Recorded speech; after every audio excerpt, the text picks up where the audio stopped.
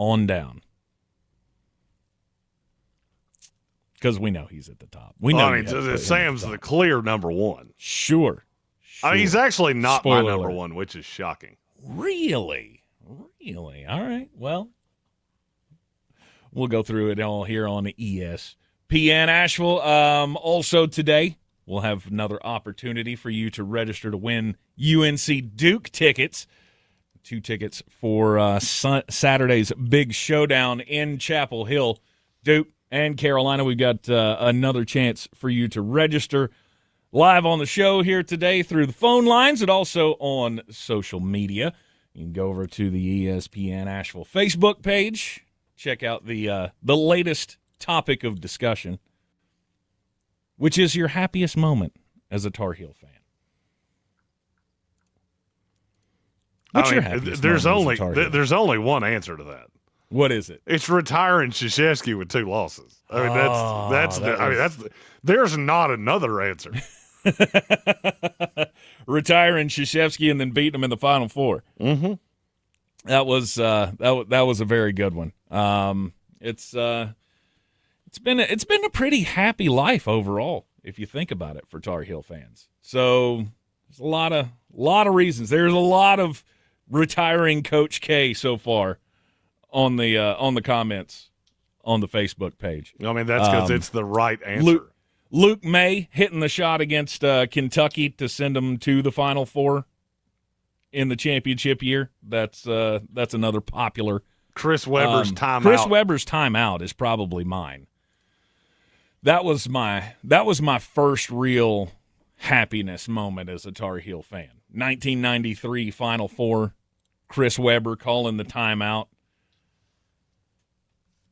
Finally winning for George Lynch and Eric Montross. God rest his soul. I miss that big guy. All right, so power ranking the Super Bowl. Where do we want to start? Your best player in this game is who? And for me, 1 is 1, and there ain't a close 2. I would probably say JSN. That's the one for me, and it's not even kind of close. You got a guy that has taken a meteoric rise with the arrival of Sam Darnold. I mean, last year I can remember. I mean, we all knew JSN was good, but I don't remember many discussions last year of, man, he might be the best receiver in the entire league. Oh, that's because they didn't happen. Because they weren't there. Because it was Justin Jefferson, it was Jamar Chase, and then JSN was a nice 2, but we got to get to the point that we see him as a legit 1. Then he gets his opportunity as the 1, and he just goes, "Hey, I'll watch this. You want to see me do it again and again and again and again and again and again and again."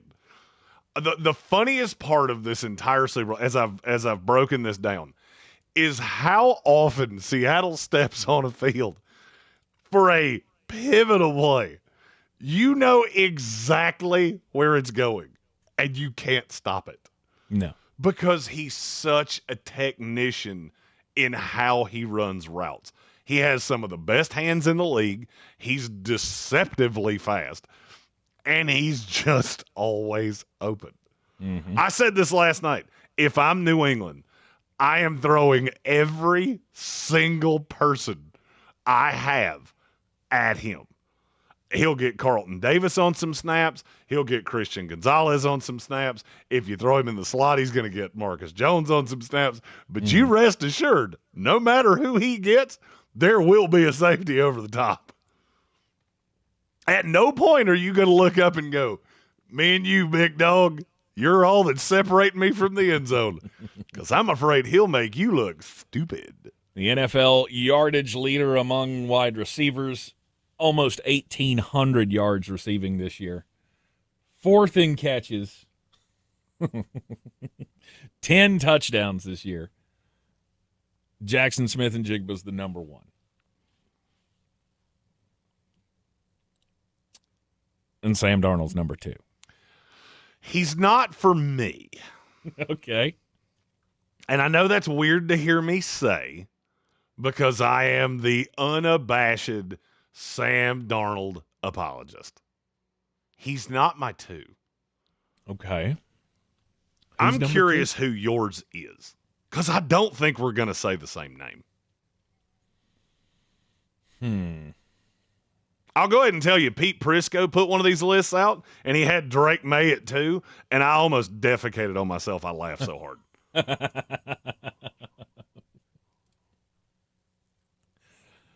The number 2 in the game. I'll give you a hint. For me, 2 and 3 play the same position for different teams. Okay. So it's Christian Gonzalez? He's my 3.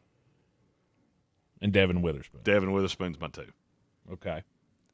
According to PFF, how many cornerbacks rated higher than Devon Witherspoon this year? I'm going to guess 3. Would you like to hear it again? Oh, how about none. again? Can we do it again? Wow. And again? Wow. And again. He was the number 1 corner in the league. As I went through it, I realized it's really hard to find reps where he got beat. And then I need you to understand he plays on the inside and the outside. And it really all depends on who you're playing where. So I think you're going to see quite a bit of him in the slot trying to deal with Stefon Diggs. Because I'm not really worried about Mac Hollins. I can hide Josh Jobe on Mac Hollins or Reek Woolen.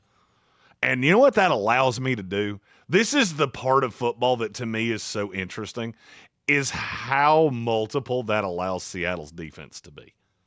Because Eamon Worry can play out of the slot. Mm-hmm. I don't want him to see Stefon Diggs any more than he has to.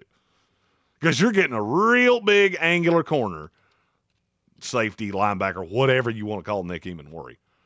You're getting him lined up against one of the shiftiest wide receivers in the league and one of the better route runners. Mm-hmm. I don't want to see that ever, ever, ever, ever, ever. However, if you take him out of the slot and you put him on the outside, you can bet your bottom keister dollar that I am going to send Nick Eamon Worry with the fire of 50 hellhounds.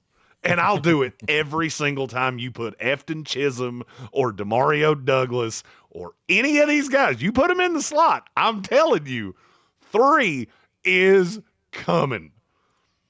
And good luck with your short arm tackle trying to stop him, because you're not going to. Right. Especially considering I have 2 of the other top 10 in the middle of my defense. This is what made me laugh so hard, is that I went through this and I went, damn, it's a lot of Seattle. I wasn't expecting that, but that's a lot of Seattle in my top 10. All right, but the next guy is not a Seahawk. And Christian Gonzalez. This is the hardest part of the breakdown of this game to me, is how tempted I'm going to be to just tell Christian Gonzalez to follow JSN around. The only thing is he never plays out the slot. Mm-hmm. I mean, I think the entire year he played 100 total snaps that were not out at wide corner. And so I know I can get away from him so easily. The good thing for New England is you got 3 corners that are really, really good. This is another reason, by the way, I think this matchup for New England sucks. Because you invested your money in playing teams like L.A., like I'm trying to think of the ones off the top of my Cincinnati, these high-end teams that have 2 and 3 weapons. The Seattle Seahawks have 1. 1. That's it. There's not another one in my top 10. Now, there is one in my top 20, but he does one thing real, real well, and it's just go bees super fast. Mm-hmm. All right, so number 4. For me, this is where I go Sam Darnold. Sammy D. MVP. Oh, this is a good time to mention on my in overtime last night, we decided that if Sam Darnold wins this Super Bowl, I have to get a Sam Darnold tattoo. Okay. And I'm totally fine with it. But it's fireman. A very specific Sam Darnold tattoo that I have to get. Okay. You remember when Rex Ryan got that tattoo of his wife wearing the Mark Sanchez jersey? It's that tattoo, only with Sam Darnold wearing his jersey, Seahawks jersey, holding the Super Bowl MVP and the Super Bowl trophy. Why do I not know this story? You don't remember this? He got a tattoo of his wife. Oh, my God. Yeah, his wife's wearing a Mark Sanchez jersey. I did not know any of that. That's the tattoo. That's the one. That's the one. Oh, my. And I'll do it with a smile. Just Any tattoo Sammy artist D within the... naked from the waist down. No doubt. Just going full Winnie the Pooh, holding his Super Bowl trophy and his Super Bowl MVP. Hugging the Super Bowl trophy. Now, I don't want it to look quite as suggestive looking back at me as Rex's wife did. I think we can... I'm surprised there's not more definition on the feet. Surprising, ain't it? Yeah. You'd have thought them bad boys were... That tattoo took 3 hours. 2 hours and 24 minutes were below her ankle. My, oh, my. I did not know that. Interesting. Stephen Tao said I should get HWA and a Sam Darnold jersey. That's not a bad idea either. Maybe. I like the idea of the naked Lego fireman. Great North Sports said you might as well have gotten a tattoo of a chair as well. Get a hotel bed and a chair. There you are.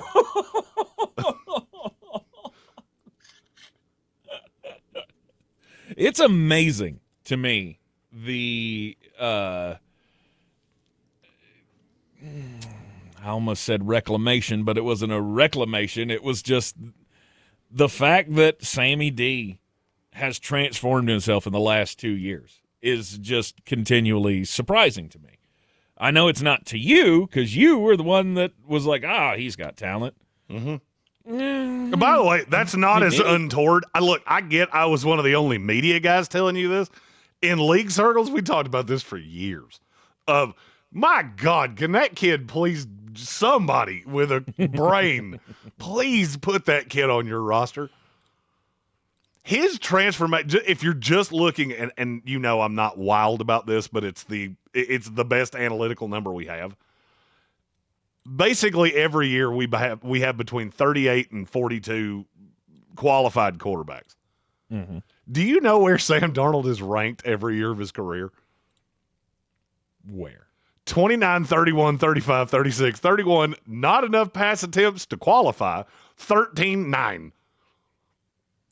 And that, boys and girls, is the difference between a good franchise and a bad one.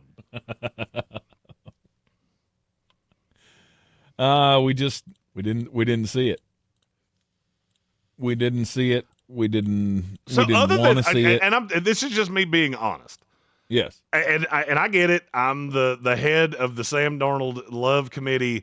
I'm gonna have a Sam Darnold tattoo if they win this game. I get it. I know who I am, and I'm fine with it. Okay. That being said, what was your ding on him? Like, as time went on, what was the ding on Sam Darnold? That he couldn't hold on to the ball. So he turned it over too much. Yes. Do you know how many other quarterbacks I could say that about? Sure. Why did it only ever stick to Sam? By the way, because he got never sacked won. like 5,000 times. Right, because he never won. Neither did Baker Mayfield, and it never stuck to him, and he turned it over like it was his passion project.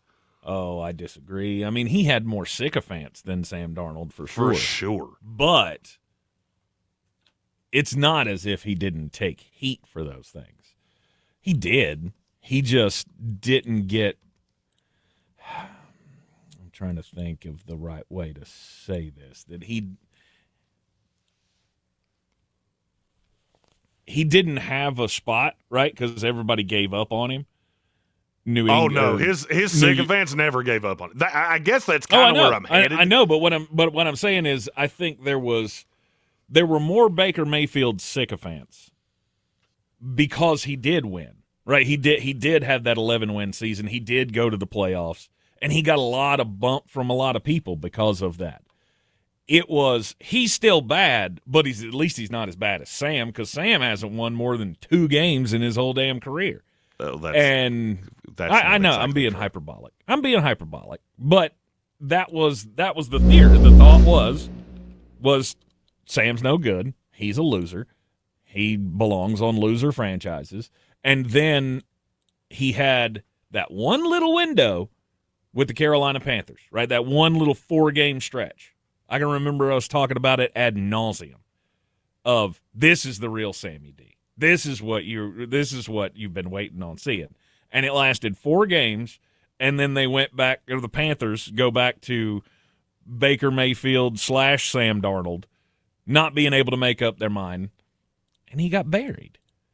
And so then when he goes to Minnesota and gets a shot at the full-time job, and then he starts winning, everybody goes, oh, well, I have to reassess. So we have our first Super Chat of the day. Also, the Super Chat scared the absolute heebie. So now we have alerts when you Super Chat. They come in right under Tank. And I didn't tell anybody that was coming because I'm not going to lie to you. I couldn't verify that it worked. I tried to do it before the show, and I couldn't. Tank wasn't here, so I couldn't go, hey, hit this button because it's not connected to my computer. And Great North Sports just Super Chatted, and now I know it worked. And at least 5 people have now pooed in their pants because it makes a fun little noise when it comes in that nobody saw coming. On the YouTube stream? Okay. All Yep. right. Here we go. Here's our Super Chat.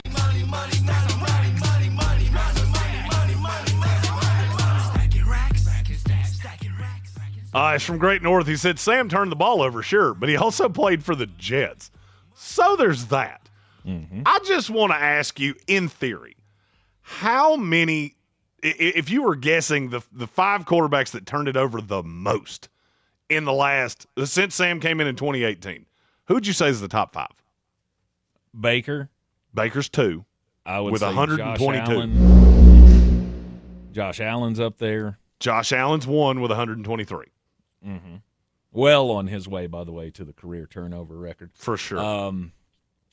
Yeah, he's only got I did the math a couple of weeks ago. He's only got 3 more seasons, something like that. Yeah. If he goes on average, he's got 3 more seasons left until he breaks the Brett Favre 166 turnover record or interception record. Let's see. Who else would be on that list? Sammy's probably not on it, is he? Sam's 4. 106. Which is crazy. Oh, you're going to say, because he played so many fewer games. Right. Yeah. Sam Darnold's played 7 fewer games than Dak Prescott, who's 8 less than him. I've never heard one person say Dak Prescott is turnover riddled. Never heard it, not one time. I've always heard how bad the defense is. Mm-hmm. Dak and Sam's turnover percentage is so close to each other, it's pathetic. Yep. Never heard it. Nobody ever says it. Mm-hmm. It's always blown my mind that we've had this discourse of Sam he turns the ball over every 15 seconds. How did anybody think he? Look around. His turnover worthy play percentage when he was with the Jets, it was not good, but there were 10 quarterbacks below him every single year. It just so happened that a lot of his got caught. Now, a lot of his got caught because some of them were just absolute ducks. Right. But I'll never understand why that stuck to him. In a way, it doesn't stick to Jared Goff, by the way, is 3. He's got 1 less than Baker. Yeah. Kirk Cousins is right behind Sam. Mm-hmm. Never heard it about him either. Mm-hmm. It's just funny how we're selective about guys that are turnover prone. We've always said this about injuries. Guy gets hurt one time, he's injury prone for the rest of his career. Meanwhile, there are other guys that get hurt every single year. They have nagging injuries, but they play through them, and we never talk about it. Mm-hmm. Sam's my 4. My 4. I don't know if he was yours. We do have a super chat to get to. Okay. Money, money, money, plenty of money. Give me loads of money. A lot of It's from Red Sea, who said, let the alert sound. It has when the super chat thing comes in, it has kind of a funny little noise behind it. Stone Sports Podcast said, just shook my car. 100% shook my car across the center line. Well, please don't do that. Well, I mean, now everybody knows it's coming because there is a delay. The Once you super chat, it doesn't actually hit for about 10 seconds. Mm-hmm. Red Sea and Stoned Sports Podcast guessing Jameis Winston's on that list. Jameis Winston. Jameis Winston. This one's hilarious. Jameis Winston's 13th on this list. He's played 63 games. Oh, my. He has 81 turnovers in 63 games. Trevor Lawrence has 83 turnovers in 77 games. Mm-hmm. Daniel Jones has 84 in 83. Mm-hmm. Jameis, if we're looking at turnovers per game, he's one with a bullet. Because he's the only one that's won and some change. Oh, yeah. Josh Allen's just under one. Baker's directly on one. Goff's a little under one. Darnold's a fraction over it. And then you get down to Jameis Winston and go, oh, my God, he threw 1 1/4, or he turned the ball over 1 1/4 times per game, and he only lost 12 fumbles. Yikes.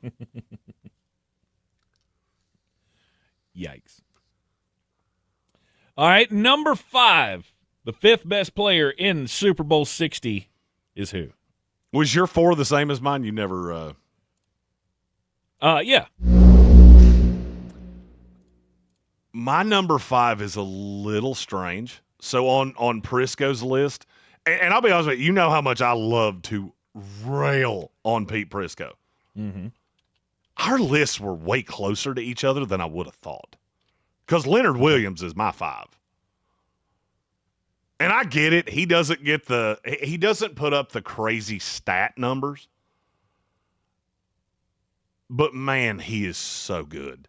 Mm-hmm. And you watch that team and how much he's helped Byron Murphy and how much he's helped those edge rushers because Leonard Williams just wins over and over and over again. And he doesn't get the hype. He didn't get the hype when he was with the Jets either. By the way, I do find it funny that Seattle has 2 former top 5 Jet draft picks that were both considered not as good as they should. We drafted them too high. Then they went to Seattle. Yeah, they're 2 of the 5 best players in the Super Bowl. Right. Thanks, Seattle. I'm just going to become a Seahawks fan. So Leonard Williams at 5, okay? I don't feel like that was the same one you had. No, I had the other Williams. Milton Williams. Milton's in my top 10. He's not quite this high.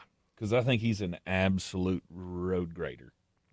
And he'll play a big role like he did last year for Philly. You know what bothers me about Milton Williams? And this is not a slight. This is very common for defensive linemen. He is so much better against the pass than he is against the run. And I think against Seattle, that's going to come back to bite you. Now, They built the defense with that in mind. But it does strike me that you've got Christian Barmore and Milton Williams who are going to play in that front. And neither one of them is particularly good against the run. Mm-hmm. I mean, look, that's the path to righteousness here. I can really honestly probably look at Kenny Walker's box score right now and tell you, I know who's going to win this game. Because if you tell me he's irrelevant, Seattle's in trouble. Mm-hmm. He has some 12 for 46 game. Uh-oh. Because I don't think George Halani's going to pick up much of the slack. No.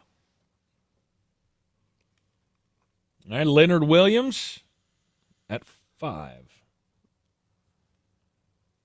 Who's your 6? It's Nick Eamon-Worry. Whoa. Too high? I was wondering how high you were going to have him. He's my 6. Nick Eamon-Worry is good at everything. There are very few players in this league that I look at and go, you're good at singularly everything. And Patriot fans, have no fear. We're going to have to take a commercial break, and you're going to see a bunch of your guys right in a row. Mm-hmm. Because, yeah, I think Seattle has more unbelievable, oh, my God, talent. Yep. But I think New England's deeper. Mm-hmm. So if we did this 1 to math's hard. 1 to 106. New England's going to have more between 11 and 30 than Seattle. Seattle's got 4 or 5 in the top 5. Yep. Wow. Nick Eamon-Worry, the rookie out of South Carolina, coming in at number 6. He also makes everybody around him better. Mm-hmm. The best players in Super Bowl 60. You're in the Sportsocracy. It is ESPN Asheville. Take a quick break. Be right back. Continue counting them down after this. This is ESPN Asheville. And we're clear. Number 1 We have sports a station. super chat coming back, too. He throws to the end zone. Touchdown. Beer City's Tar Heel I tried to Station. get it into that segment. I just looked at the clock and realized it was blown up for about 10 minutes. Yep. Home of the Sportsocracy. He said, Kyle Shanahan asked, why isn't tic-tac-toe named Hugs and Kisses? That's all Tech's going to call it. Live from the Ingalls studio. Weekdays at noon. ESPN Asheville.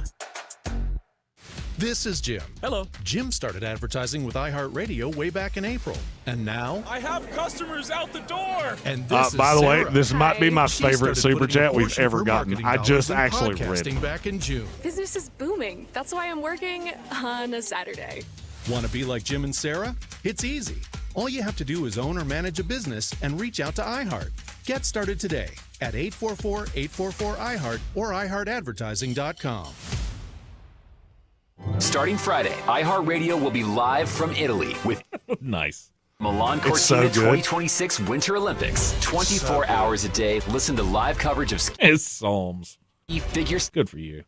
favorite You know what winter that is, sports. right? Plus, A psalm? Yes. No, you know what that or line's bring the from? winter game Yes. Okay. your car, on your Alexa, wherever you listen.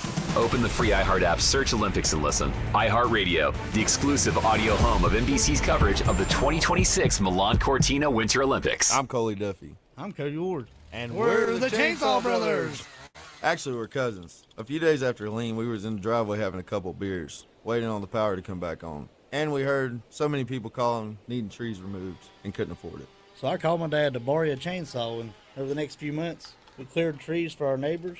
Our business was born out of wanting to help Western North Carolina get back on our feet. We are fully insured and licensed. We keep our promises, meaning if we say we're going to be there, we'll be there. In these parts, we live how we were raised. When you call the Chainsaw Brothers, you're not a customer, you're family. We're good at what we do, and we do it for a reasonable cost. For all your chainsaw needs, call the Chainsaw Brothers. 828-316-1013. Or find us on Facebook. See how we treat our family. Are you still covered up with storm damage and debris? Call us about our daily rates at 828-316-1013. That's 828-316-1013. We're the Chainsaw Brothers, and with our neighbors, we're Western North Carolina strong. Whether you've got a dog in the fight or not, everybody likes to throw down for the big game, and there's no place like the Back Alley Bar at Bear's Smokehouse Barbecue on the South Slope in downtown Asheville. Kickoff is Sunday, February the 8th. Come watch the game, dig into legendary pulled pork, and feed your entire crew with a game day grub package. Perfect for 4 to 6 people, packed with ribs, sliders, wings, and 4 delicious sides. Great food, big screens, and a warm game day atmosphere you ought not miss. Go to BearsBBQ.com. This is J.W. Whitley, General Manager at Parks Ford of Hendersonville. Our value of commitment. Committed to you as our customers and the community that You want to come back and do the super chat real quick and then take the break? Yeah. All right. Parks Promise today at parksfordhendersonville.com. Clarissa sells WNC as the #1 team in Buncombe County. We have the customer service experience to assist you in achieving I'll close, too, with the cue to call for the tickets. of listings in our market won't have. Zillow Showcase. You should Check come us back out with at M&M. Just throwing that out there. ClarissasSellsWNC.com. I said that.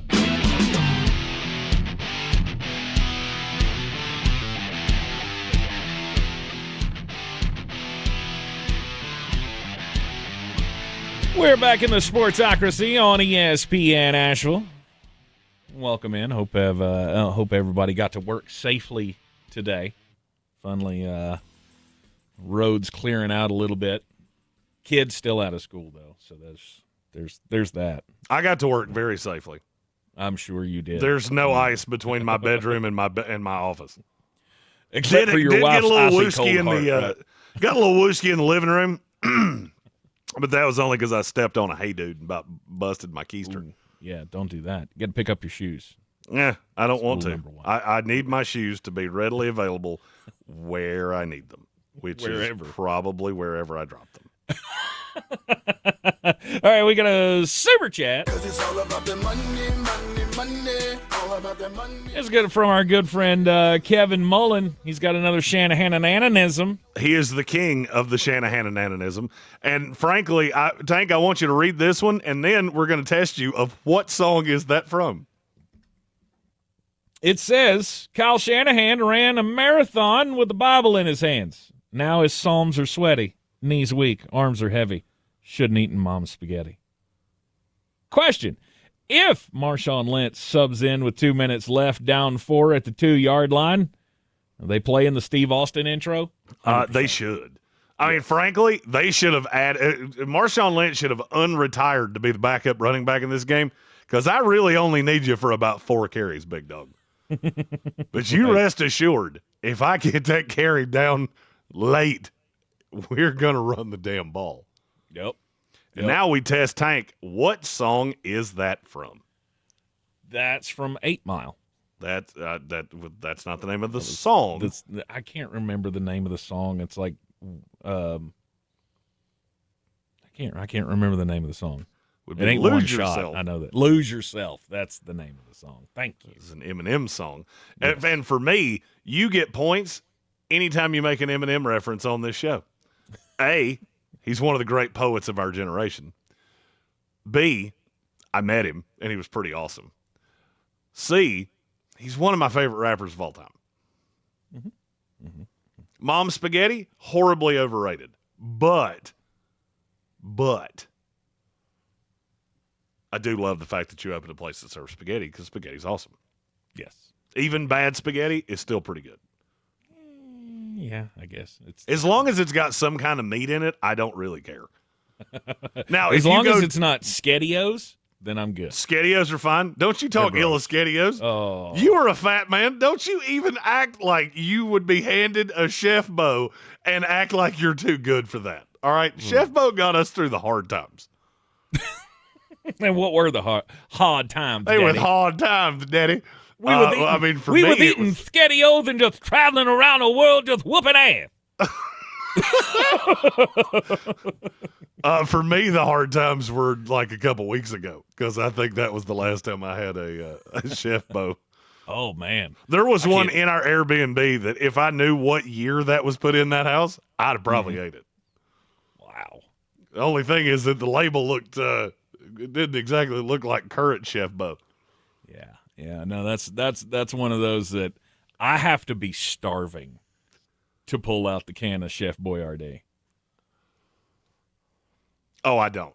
That for me, I mean, if we were power ranking what I'm going to eat by chance, that's in the top 5. James Potter. You always keep it on hand? Oh, yeah. I've got 5 cans of Chef Bo in my house right now. Oh, wow. Okay. I've also got some Donny Nuggies and a frozen pizza because I'm a toddler. 4 years old. James Potter is stuck on the I said I met Eminem, then just moved it. Yeah, we met him at the draft. Him, Barry Sanders, and Calvin Johnson all at the same time. One of the pinnacle moments of my life. I think Tank might have been taking a deuce. I don't remember. Probably was. I don't. Were you there? I don't remember. I was not there for that. So we were at the draft in Detroit. They were the 3 ambassadors. And I had just so happened to walk down because I'm a little egotistical. So people they wanted, my autograph, which I thought was hilarious. And there was a whole line of people that were sticking their arm out I felt like I was walking into the Royal Rumble. So I did it as many times as I could. I came around the corner and there they were, just like right in front of me. Nice. Like, it was cool overload. I didn't say a word. Just, It's the same thing I think would happen if Posh Spice had ever come to my birthday party. I'd have just, can't say words. I'm sure they were thrilled with all 6'4" of Jeremy just standing there, mouth agape, going, "You're." You ruined it. If I remember correctly, I think they all looked at each other and went, "Damn, Luke Combs is bigger than I thought he was." They're like, "Does this guy want to eat me right now? I don't know what's Luke Combs is a lot more imposing in person than he looks on television. All right, it is that time. If you want to mark off your bucket list, now may be your chance. Your chance to get registered to go this Saturday to Chapel Hill to see Duke and Carolina. Give me a call in the studio, 225-4988, 225-4988. We're taking as many registrants as possible for this contest. We want everybody to have a shot at it. So, the list continues to grow. You can interact with the ESPN Asheville Facebook page. We've got register to win topics up there. And as well, you can give me a call right now in the studio, 225-4988, 225-4988. Your chance to get in the pool for 2 tickets to Carolina and Duke this Saturday, 5:30 airtime here on ESPN Asheville. 6:30 is the tip-off in Chapel Hill. Call us right now. When we come back from the break, the Sportsocracy continues to rank all the players, well, not all of the players, but the most important players of Super Bowl 60 next. ESPN Asheville. And we're clear. Your mountain weather forecast. A weak weather system pushing in late today, tonight, and it's not the amount of precipitation, it's the precip type we need to be concerned about. Upper 40s today and cloudy, so well above freezing. So when that rain comes in tonight, it begins as rain.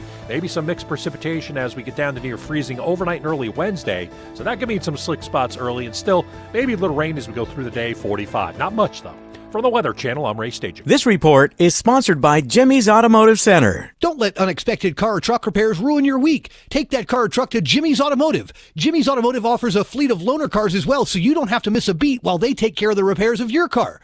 Schedule your next service today at jimmysauto.com and drive away with confidence. Winter is in full swing, and Aleve is here to keep you moving. When the cold weather sets in, everyday aches and pains can linger, but Aleve's got your back. With up to 12 hours of body pain relief per dose, Aleve keeps you going with long-lasting body pain relief to get you through whatever the season brings. Chilly days or cozy nights, Aleve gives you that long-lasting body pain relief you can count on this winter. Try Aleve. Use as directed for minor aches and pains. Breakfast burritos for the morning brainstorm. Easy Cater. Your little chat GPT guy's interesting. The clients from Boston. Easy Cater. He's pretty Brownie sweet. boxes and mini bun cakes for Brenda's work-anniversary. Easy Cater. One simple platform to feed any... He's pretty sweet. Yeah, but he don't look like you. Plus tools to help No, you he meet looks way dietary goofier needs than me. and That's stay kind on of point. All the food for your workplace, all in one place. Start an order at easycater.com. Sports lives on the iHeart No, he Radio kinda app, looks the like home that, of the Super Bowl 60 tailgate looks like concert that presented fat by guy that's NetApp. in, Big game coverage. The Winter Olympics every from talk Milan, show. He's NBC's always official wanted to audio kill partner. Fox Sports Radio, ESPN, and Sports Betting. Search sports on the free iHeart Radio app and listen now. Oh, it doesn't have Fireball in it. I did screw that up. The moment you work for. Train. We must rectify that. Run wind sprints when nobody's watching for. The moment when hours of gym time, court time, prep time, all culminate into this time. The moment when millions of bounces, blocks, and boards all add up to this. Your moment. Ingalls, we're with you. We doing outside here? Sure. You know Appalachian Motor Coach is the official shuttle sponsor of the Living the Dream Tailgate Tour. But did you know that they can get you anywhere in style? Weddings, bachelorette parties, corporate gatherings, family reunions. Appalachian Motor Coach makes the ride part of the fun. Luxury seating, climate control, and none of the stress of parking or driving.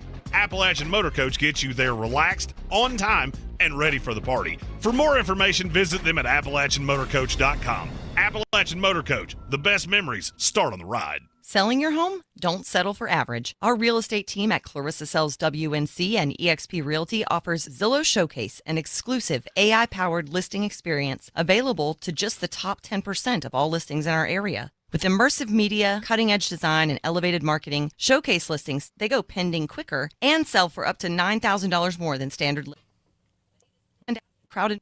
All right. Do you have an outside story? I do. Okay. Because your home deserves the spotlight. Boy, you must be outside your mind. The Sportsocracy. Just a bit outside. He tried the corner and missed. And we're back in the Sportsocracy on ESPN Asheville. I want to say congratulations to Greg and Andrew getting their names into the hat for the big pull on Friday. Duke, Carolina tickets on the line. We got 2 of them. So keep it tuned here to ESPN Asheville and, of course, the ESPN Asheville Facebook page is a way to find out more ways that you can register to win those tickets. You know what I know about Greg and Andrew, even though I didn't talk to them, Tank did? What's that? Dogs. Dogs. Both dogs. Dogs. We're I'm up to like 45, I think. I think I'm up to 45 entrants into the contest. So we're giving everybody a shot. That's all I'm saying. So keep on listening. And like I say, hop on over to the ESPN Asheville Facebook page as well. Interact there, and your name gets thrown into the hat for those Carolina Duke tickets. Again, that big game coming up on Saturday here on ESPN Asheville. 5:30 airtime, 6:30 is the tip for number 14 against number 3 at Chapel Hill. All right, Jeremy, getting just a bit outside. What wackiness do you have for us today? So my story is actually about baseball, which is rare. Ooh. And you can assume that means I'm going to make fun of it in some shape, form, or fashion. Of course. The Chicago White Sox have added a player to their roster. Munetaka Murakami? Okay. Some Japanese slugger. I don't know who he is. I don't really care.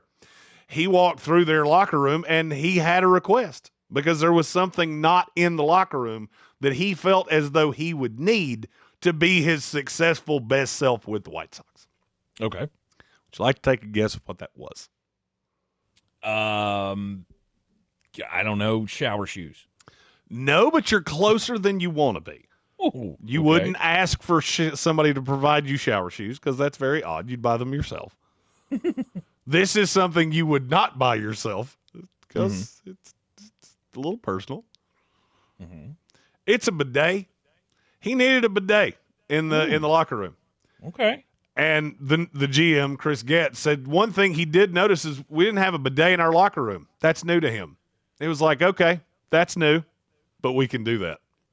So now the Chicago White Sox are at least one Major League Baseball team that has a locker room equipped with a keister cleaner. Wow. Look at that. I mean, what we won't do to go out of the way for our superstars. We treat star athletes different because they're better. It's like, sorry, kid, we don't have a bidet, but I can give Andrew Benintendi a squirt gun if you'd like, and we could write that into his contract, maybe. I don't that's a new one on me. I didn't think anybody would be asking for a bidet in the locker room, but here we are.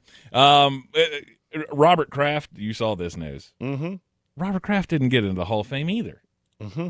What is happening with the process here? Look, I hate this team with Fire of a Thousand Suns, and even I'm sitting here going, have you lost your mind?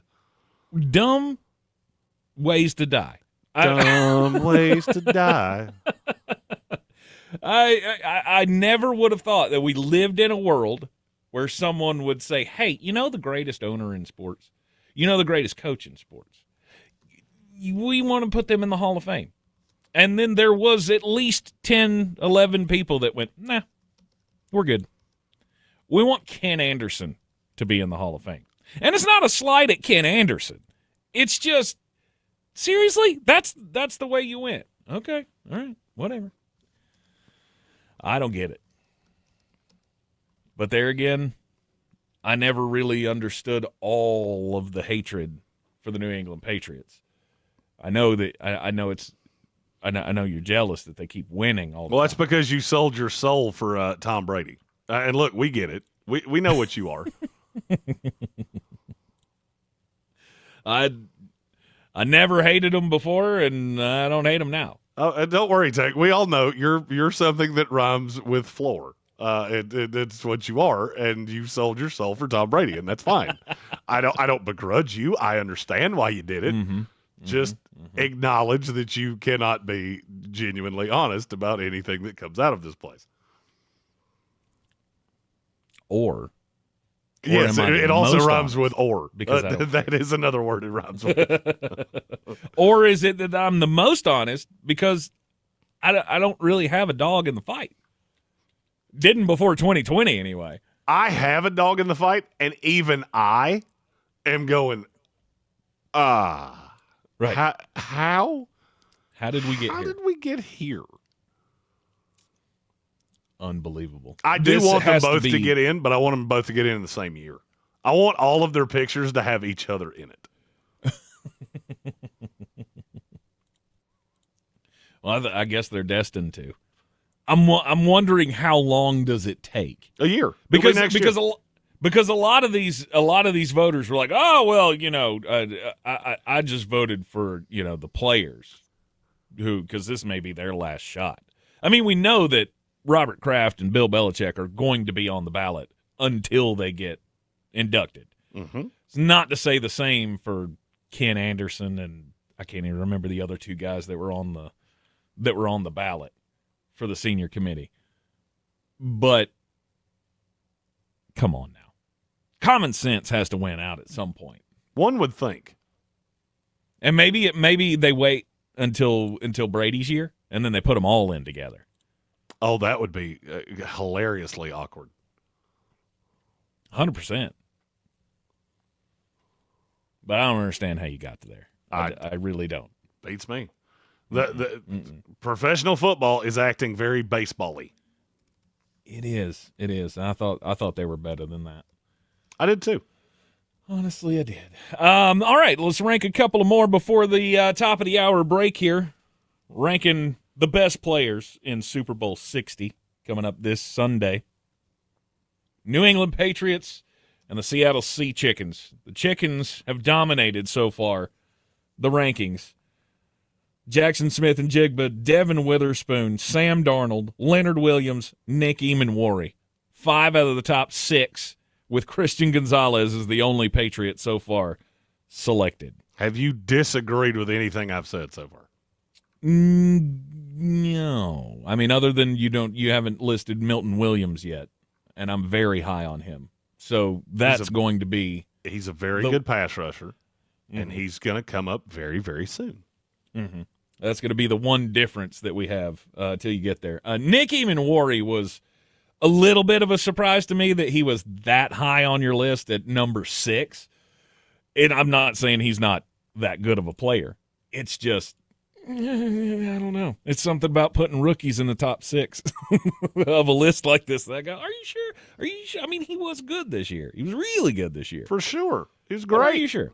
So anyway, getting to number 7.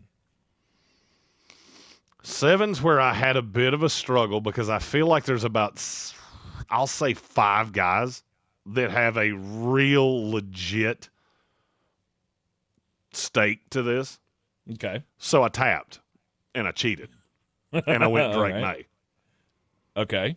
This is where Drake Maye fits in for me because I am scared that playoff Drake Maye and regular season Drake Maye have not looked the same. And I get it. You had 2 snow games. Well aware. Mm-hmm. This is the most pressure you will have ever seen in your life. Yes. I feel like Drake has to be the next Patriot. Because I think Christian Gonzalez is the best one on the team. Mm-hmm. But Drake's the leader of the team. So I can't really put anybody else ahead of him. And there are a couple Patriots in this next wave. Yeah. Okay. You're right. I mean, Drake Maye is going to have to obviously figure out what occurred, if anything, to stop the momentum. Right? There was one point, I want to say like 4 weeks left in the season. He was right on the heels of the MVP. And then it just felt like week after week, it just kept getting less and less, or the divide between him and Stafford kept getting a little wider each week. Although Stafford didn't end the season remarkably well, but it was the massive numbers that he had put up to that point that started to just kind of push Drake down week by week with, I don't know. I mean, you look at like the Buffalo game, a game that they lost, he wasn't very good in. And the only game he really looked good in at the end of the season was, what, the Jets game? Of which where he threw 5 touchdown passes. Yeah, anybody would have looked good against the Jets. Sure, right. By the end, the Jets were not even opposition anymore. They were just kind of a speed bump. Right. So, I don't know. I felt like the last month and some change, not just the playoff games, was a little rocky for Drake. Still continuing to win games and still dominating, but it wasn't necessarily because of Drake, I felt like. I got 2 more we got to get to before we get to the bottom of the hour. Okay. Number 8. My next one is one that I think you're going to push back on, and I'm going to give you a stat on him that I think will blow your mind. Okay. It's Ernest Jones. All right. What? Peel back my wig. Quarterback rating allowed this season. Patrick Surtain was a 66.6. Okay. So was Ernest Jones. Wow. He was never considered that, by the way. This is why Eamon was so high. Because when you can move him around the way that you can, it allows all these other players you have to do what they do best. And I think they have made Ernest Jones one of the best linebackers in the league. Mm-hmm. Randy has been really on PFF about their rankings. Ernest Jones was the 45th ranked linebacker in the league. That's the first one I've seen where I went, oh, buddy, you need to fix that. I don't know if you got to put your thumb on the scale or what you got to do, but that's bad. And then 9 is Milton Williams. I had to get it out by the end of the hour because I was afraid Randy was just going to crucify me in the chat for the next 7 minutes until I said his name. Milton Williams is a great pass rusher going up against mediocre pass blockers. I do not refute anything you said there. He is a borderline liability against the run, and I think New England's going to, or Seattle's going to run right at them. That's what scares me. Is his ability, and I love Milton. Milton's dad is one of the first people that ever tweeted me. I love Milton Williams. I hate that he's in New England, but I love Milton Williams.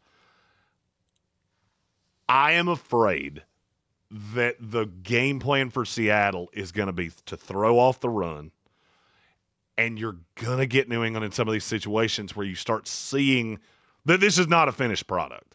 New England being here is one of the most mind-boggling things I think I've ever seen in my life. You're so far ahead of schedule just being here. And Milton Williams is one of the reasons why. Because that interior pressure with him and Barmore is tough to deal with. Mm-hmm. The mitigating factor to that is get in front of them. Get a lead. Run to get the lead. And then let Sam pick his spots. That's not mitigating Milton Williams as a player. It's just being honest about who he is. You are in the Sportsocracy. It's ESPN Asheville. 92.9 FM, 880 AM, and 1400. The big game coming up on Sunday. We'll be right back. Continue to count down the best players in it. ESPN Asheville. And we're clear. Thank you. Mountain weather forecast. A weak weather system pushing in late today, tonight, and it's not the amount of precipitation, it's the precip type we need to be concerned about. Upper 40s today and cloudy, so well above freezing. So when that rain comes in tonight, it begins as rain. Maybe some mixed precipitation as we get down to all right, I'll be right back. Overnight, I need a Wednesday. bite of something. So that could mean some my stomach's early and still maybe a little rain as we go through the day, 45. Not much, though. From the Weather Channel, I'm Ray Staging. This report is sponsored by Allstate. Some people just know you can save money on car insurance by checking Allstate first. Those people are probably saving a carload of cash right now. So what are you waiting for? Check Allstate first for a quote today. you're in good hands with Allstate. Running for office means having something important to say. Radio is the most personal medium out there. Voters hear the real you, exactly the way you want to be heard. No filters, no AI, just your voice, your message. And it's 1/10 the time and cost of video. Don't just campaign. Connect with millions all over the country, even thousands in the smallest communities with radio. Call now and be on the air in just 48 hours. 844-844-iHeart. That's 844-844-iHeart.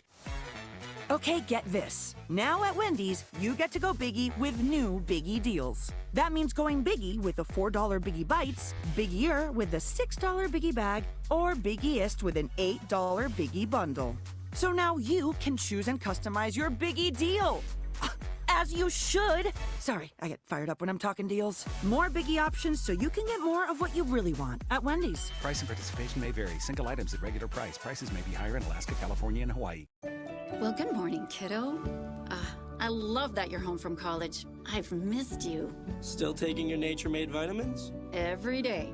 A multivitamin and a probiotic. You better be taking yours. Still looking out for me, Mom. I'll never stop. Made to care for you every day. Nature Made, the #1 pharmacist-recommended vitamin and supplement brand. Find us in the vitamin aisle, based on a survey of pharmacists who recommend branded vitamins and supplements. Howard Hanna Beverly Hanks Real Estate is not like other real estate companies. They're built differently. As the #1 family-owned real estate company in the U.S., proven expertise and personalized service delivers results. Let them show you how at Howard Hanna Beverly Hanks. Clarissa sells WNC as the #1 team in Buncombe County. We have the customer service experience to assist you in achieving your real estate goals. Our team offers something that 90% of listings in our market won't have, Zillow Showcase. Check us out at clarissasellswnc.com.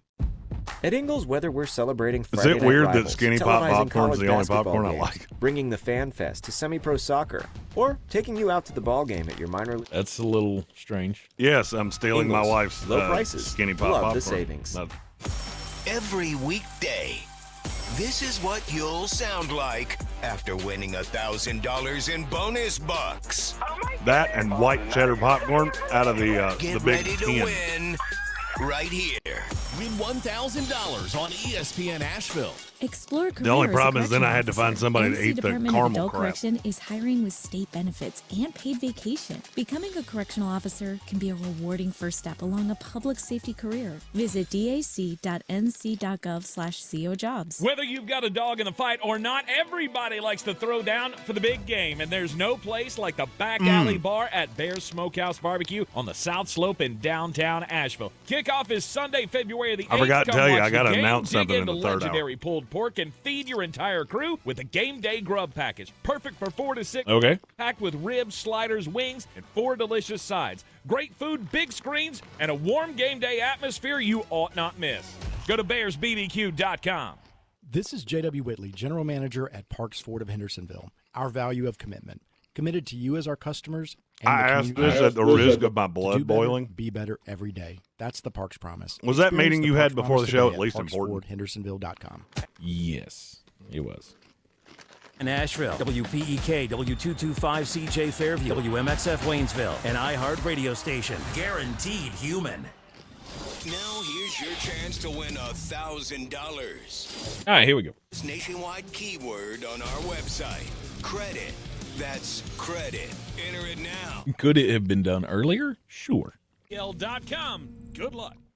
The Sportsocracy. It fires me up, man. I love it. Say it one more time. The Sportsocracy. Are they firing me? Beer City's. No. Then I don't care. Gross. Not that I'm aware. They are mature, actually. You just have to get to know them better. Your lunchtime dose of dumbassery. Live from the Ingles studio.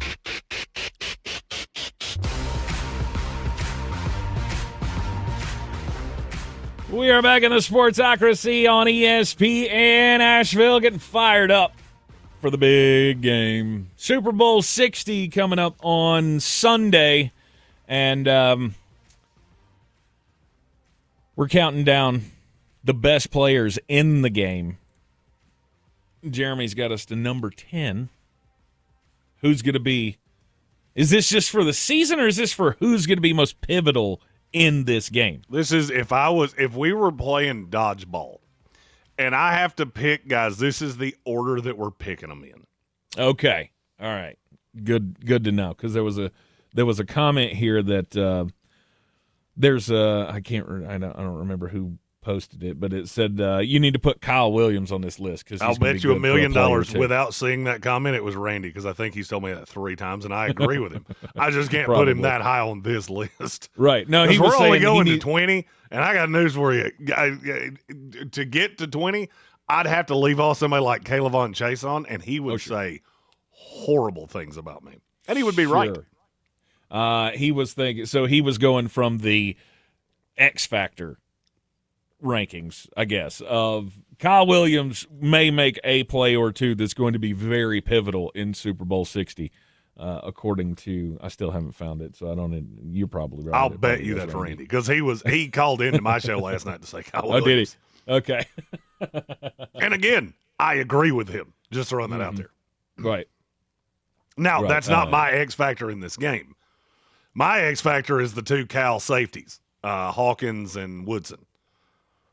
Because I will tell you, if there's one thing that Sam still really struggles with, it's a disguised safety. Mm-hmm. You show him a look and then do something different, and from time to time, that's where we go, whoopsie poopsie, that ball's coming back at me.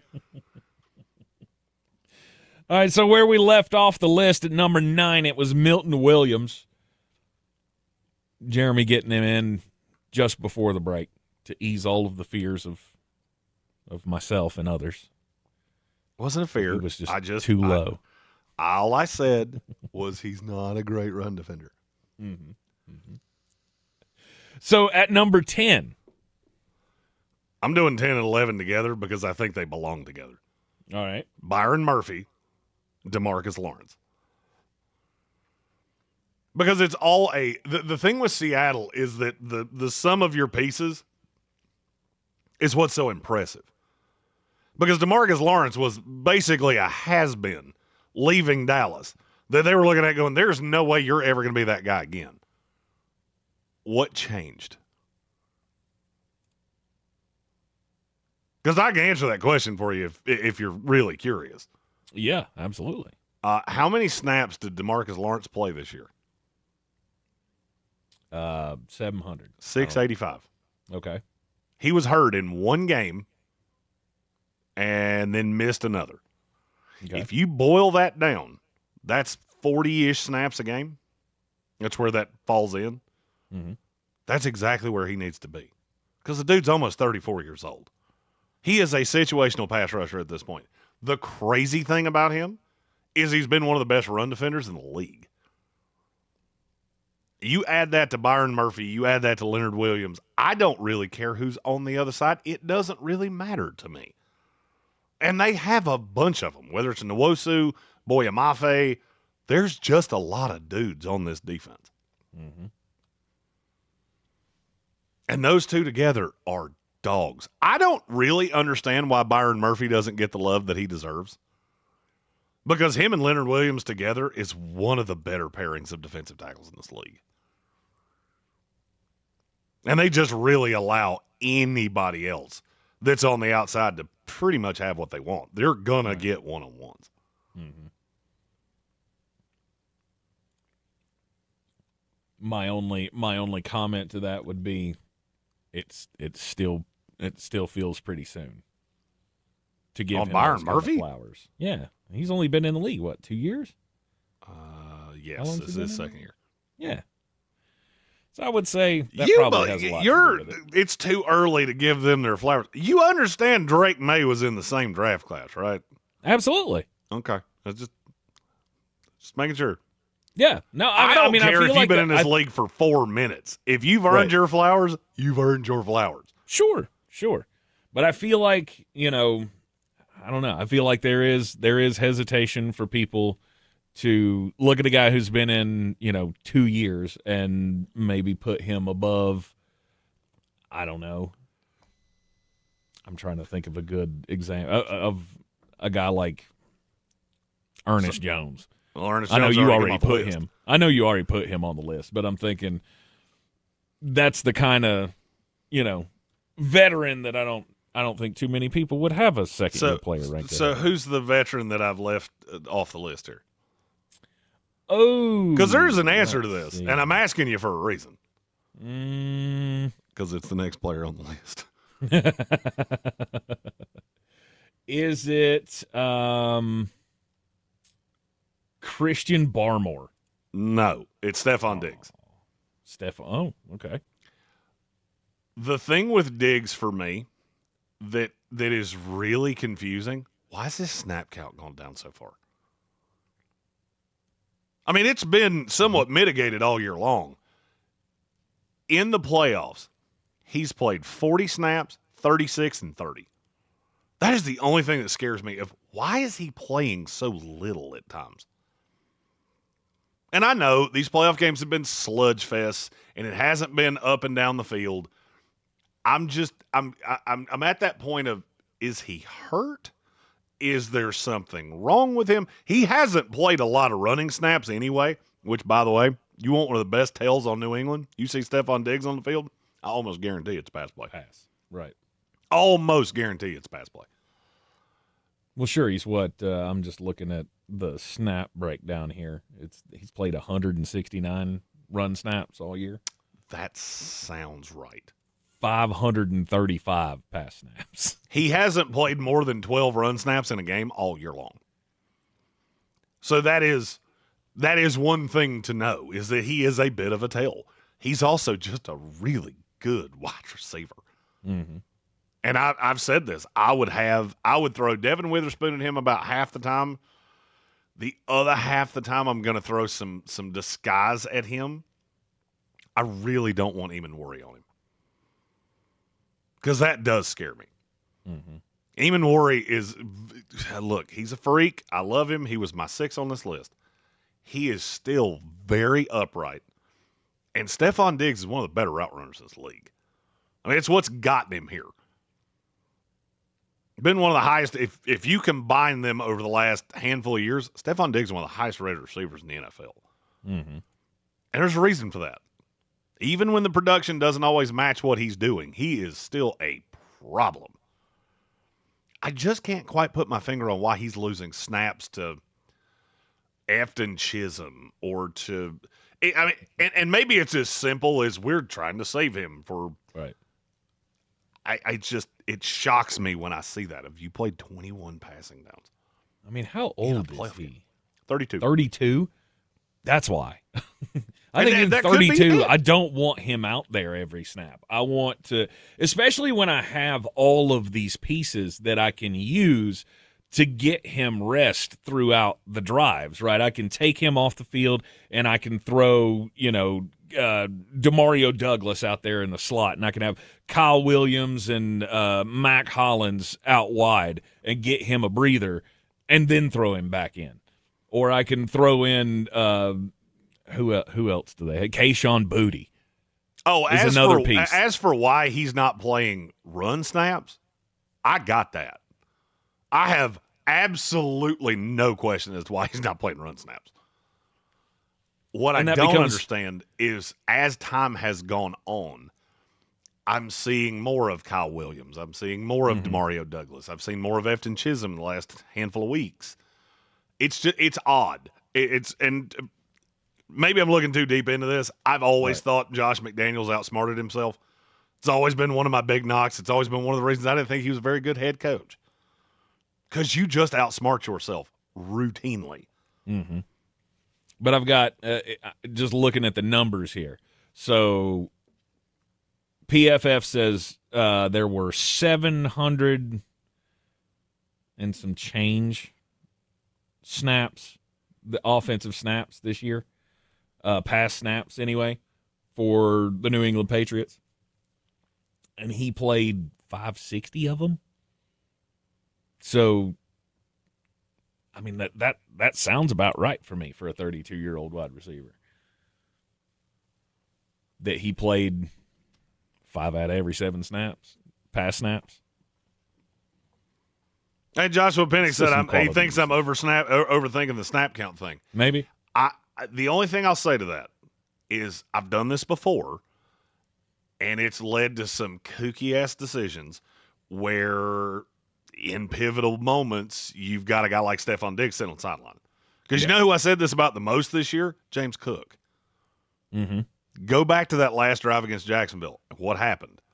They had all these packages that were for Ty Johnson and not James Cook, and it didn't make any sense. Right. I could be overvaluing it. I think it's just something that should be noted. All right. Stefon Diggs, part of the Dirty Dozen. How about number 13? This is kind of where there's I almost feel like there's a break here. Kenny Walker's my 13. Okay. I've never felt like he was an elite running back, but man, in the playoffs, he's been an elite running back. His yards per play, if you had to guess, on touches of Kenny Walker in the playoffs, how many yards is he averaging per play? I'll say 5.7. That's exactly right. 5.7. No way. It's exactly right. It's 5.7. Oh, that was luck. It was good though. Yeah, it's an educated guess. He has been very good, and he's been catching more balls. Well, he's had to with no Charbonnet. I thought he would. Yeah. Well, Charbonnet, because Charbonnet's a better pass catcher of the two.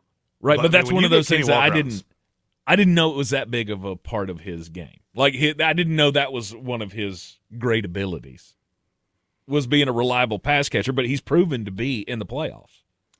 He did it more at Michigan State than he did it at Wake Forest. Or maybe I got that backwards. Maybe it was he did it more at Wake Forest than he did at Michigan State. But, he's always had the ability.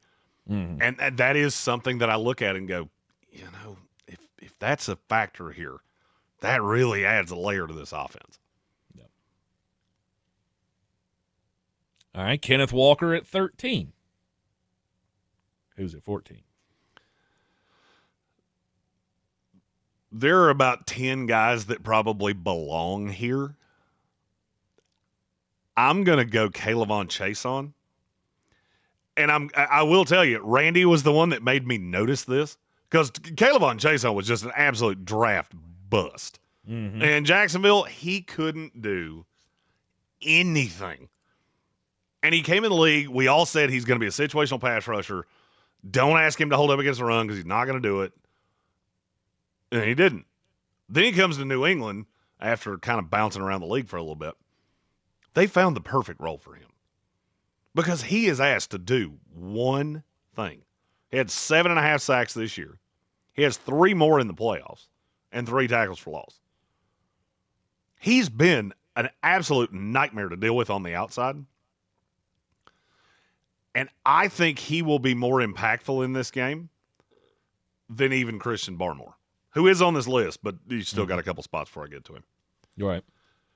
Because my next 2 play the same position, and they scare the bejesus out of me. Really? Let's take a quick break. We'll find out who those guys are coming up next here on the ESPN Asheville. You're in the Sportsocracy, and the big game is coming up on Sunday, and you want the best possible game food that you can have?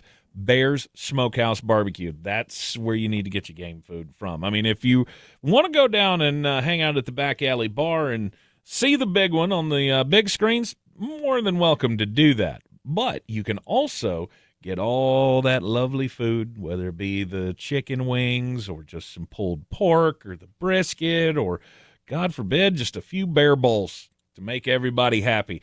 You can get it and take it home. Have them sort of cater your Super Bowl, or your big game party. I apologize.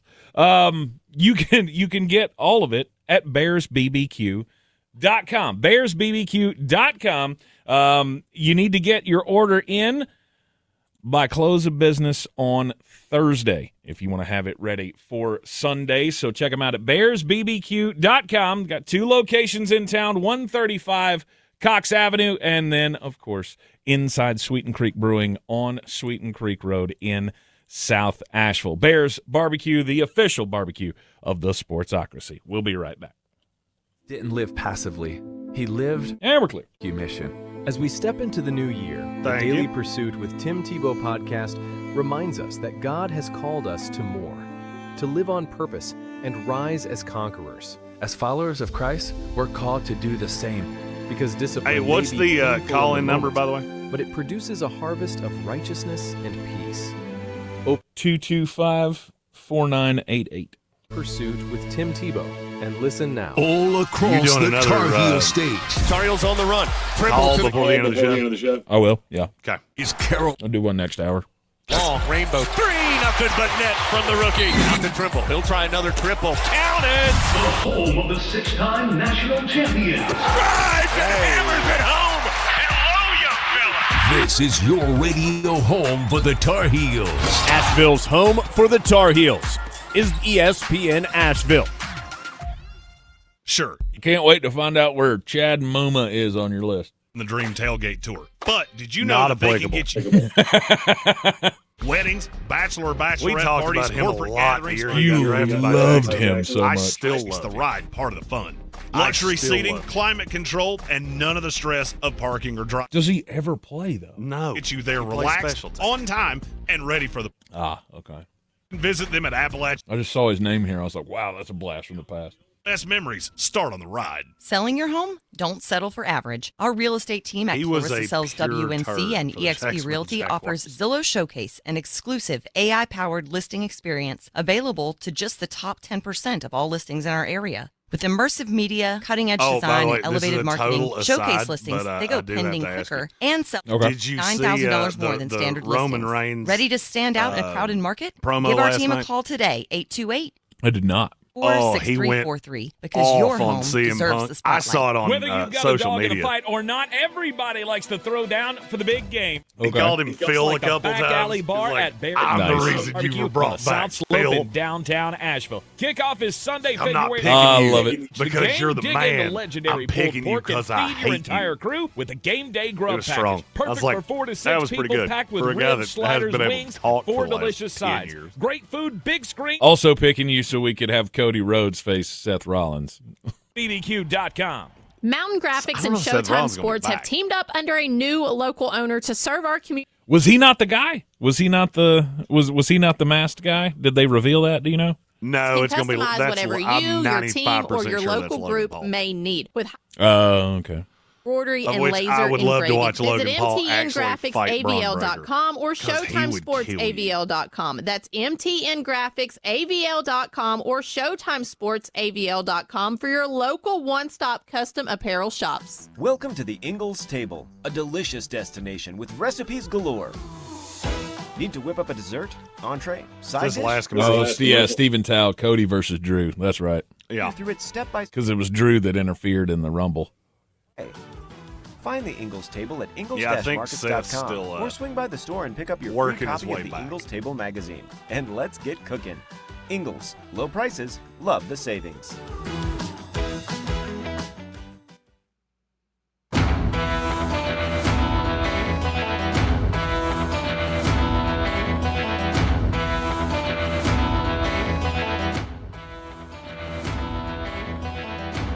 The Sportsocracy. We treat star athletes better because they're better people. That's not fair. Life isn't fair, kiddo. Get used to it.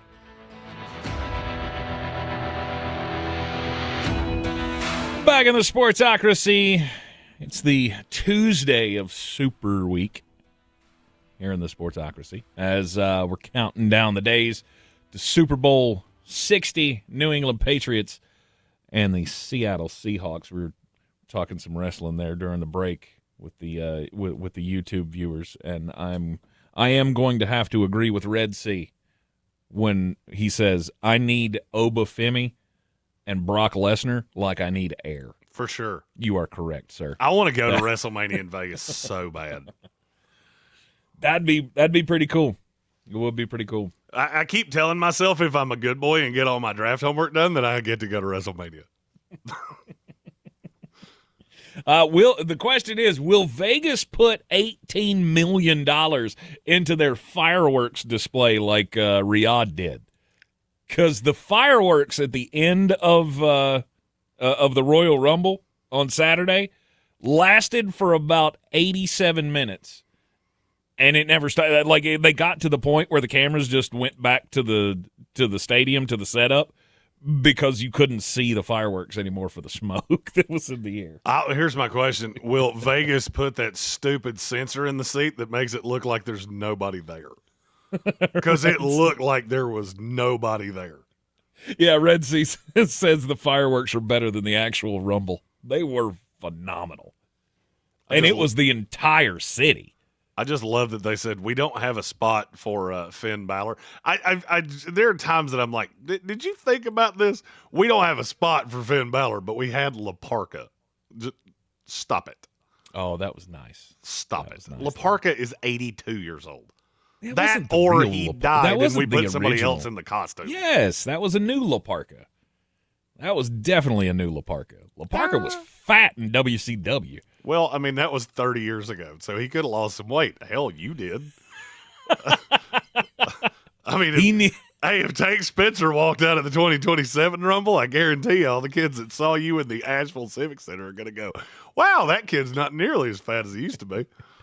The real La Parka would have needed a La Rascal to pull off some of those moves.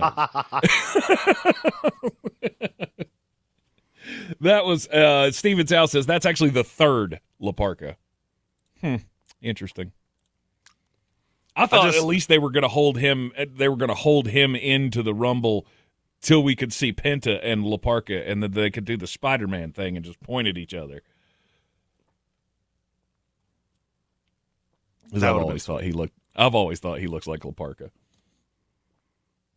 Anyhow, back to the Super Bowl ranking. Yeah, sorry. Ranking, until we have a wrestling podcast, we're still going to go off on little tangents from time to time.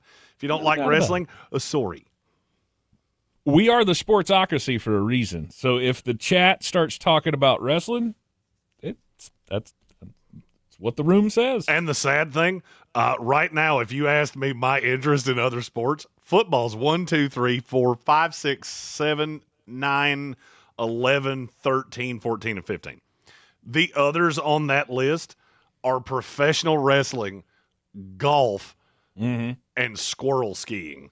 And I would take all three of those legit over the NBA or Major League Baseball. But don't forget the Olympics are coming up on Friday. Oh, I didn't forget. Have no fear. I didn't forget. You sponsor it all you want to. I'm out. We are up to number 15 in the ranking of players in Super Bowl 60. Who's next? Now I'm just resisting the urge to make more jokes that would not be good for my career, so I'm not gonna. Rashid Shaheed is my next one. He can be so impactful in this game, or he can have virtually no role at all, and I don't think there's a lot of in between. Mm-hmm. I'm gonna let you put on your headset. If you're Clint Kubiak, what is the number one thing you want to see at some point in this game? I want to see who lined up on who. Oh, Lord. I'm guessing there's a target here. You think Rashid 100%. He's going to take advantage of who? Carlton Davis? That was the one I was going to say. Sorry, there was a super chat, and I peed in the middle of that. Well, look, because Carlton Davis is going to. Carlton Davis will do the same thing that he did with Rashid Shaheed probably when he was in New Orleans and Carlton was in Tampa Bay of just hut. Oh, there he goes. Oh crap! Yep, I lost him. That's what I want. I want that one rep where Carlton Davis goes, I'm going to jam Rashid Shaheed. Oh, excrement. There he goes. Yep, there he is. Safeties! But I need to pick up because this is not good. I wasn't just flat-footed. I barely had my shoes on.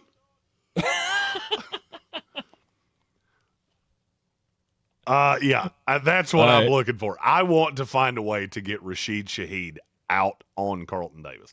Because they're going to try to keep Christian Gonzalez on him as much as they can. Because Gonzalez can run with him. Marcus Jones can run with him. Carlton Davis can't run with him. Carlton Davis can jam him and press him, and if he gets past that, you're in trouble deep. Mm-hmm. We have to keep him occupied. He's got to keep him occupied until Drake decides to go somewhere else with the ball. We have a super chat that elicited me to almost urinate on myself on camera.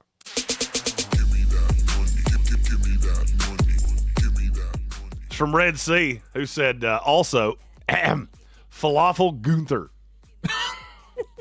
Did you see him? You didn't see Roman Reigns, so I'm just going to see me to say. He came out to AJ Styles' music. Oh. So the music hit, and everybody thought, oh, AJ's coming back. And it was big-ass Gunther out there just doing his little AJ Styles dance. It was hilarious. That's pretty funny. I got to give him props on that one. That's pretty funny. That dude moves like he has a 2x4 lodged where that dude yesterday had a World War I munition. He is the Tyson Fury of professional wrestling. The Tyson Fury? Oh, yeah. Like, okay, I get it. You hit real hard. You ain't catching nobody. I'll bet you Gunther runs about a 7.9 40. Because his knees don't bend. Ever. Right. It's like, yeah, you know my philosophy in a fight with you? Hit you in the head with a 2x4 and run. Mm-hmm. If you catch me, I'll die. The problem is you ain't going to catch me. He does have that. He's a more stiff and lumbering Steven Regal. And I don't understand it. I just love that Steven Regal was the one British guy, and they went royalty. Then they did the same thing with Triple H, and they went, with oh Hunter, crap, you don't talk British. That's fake, and you can't hold it up. So we're gonna have to do something else.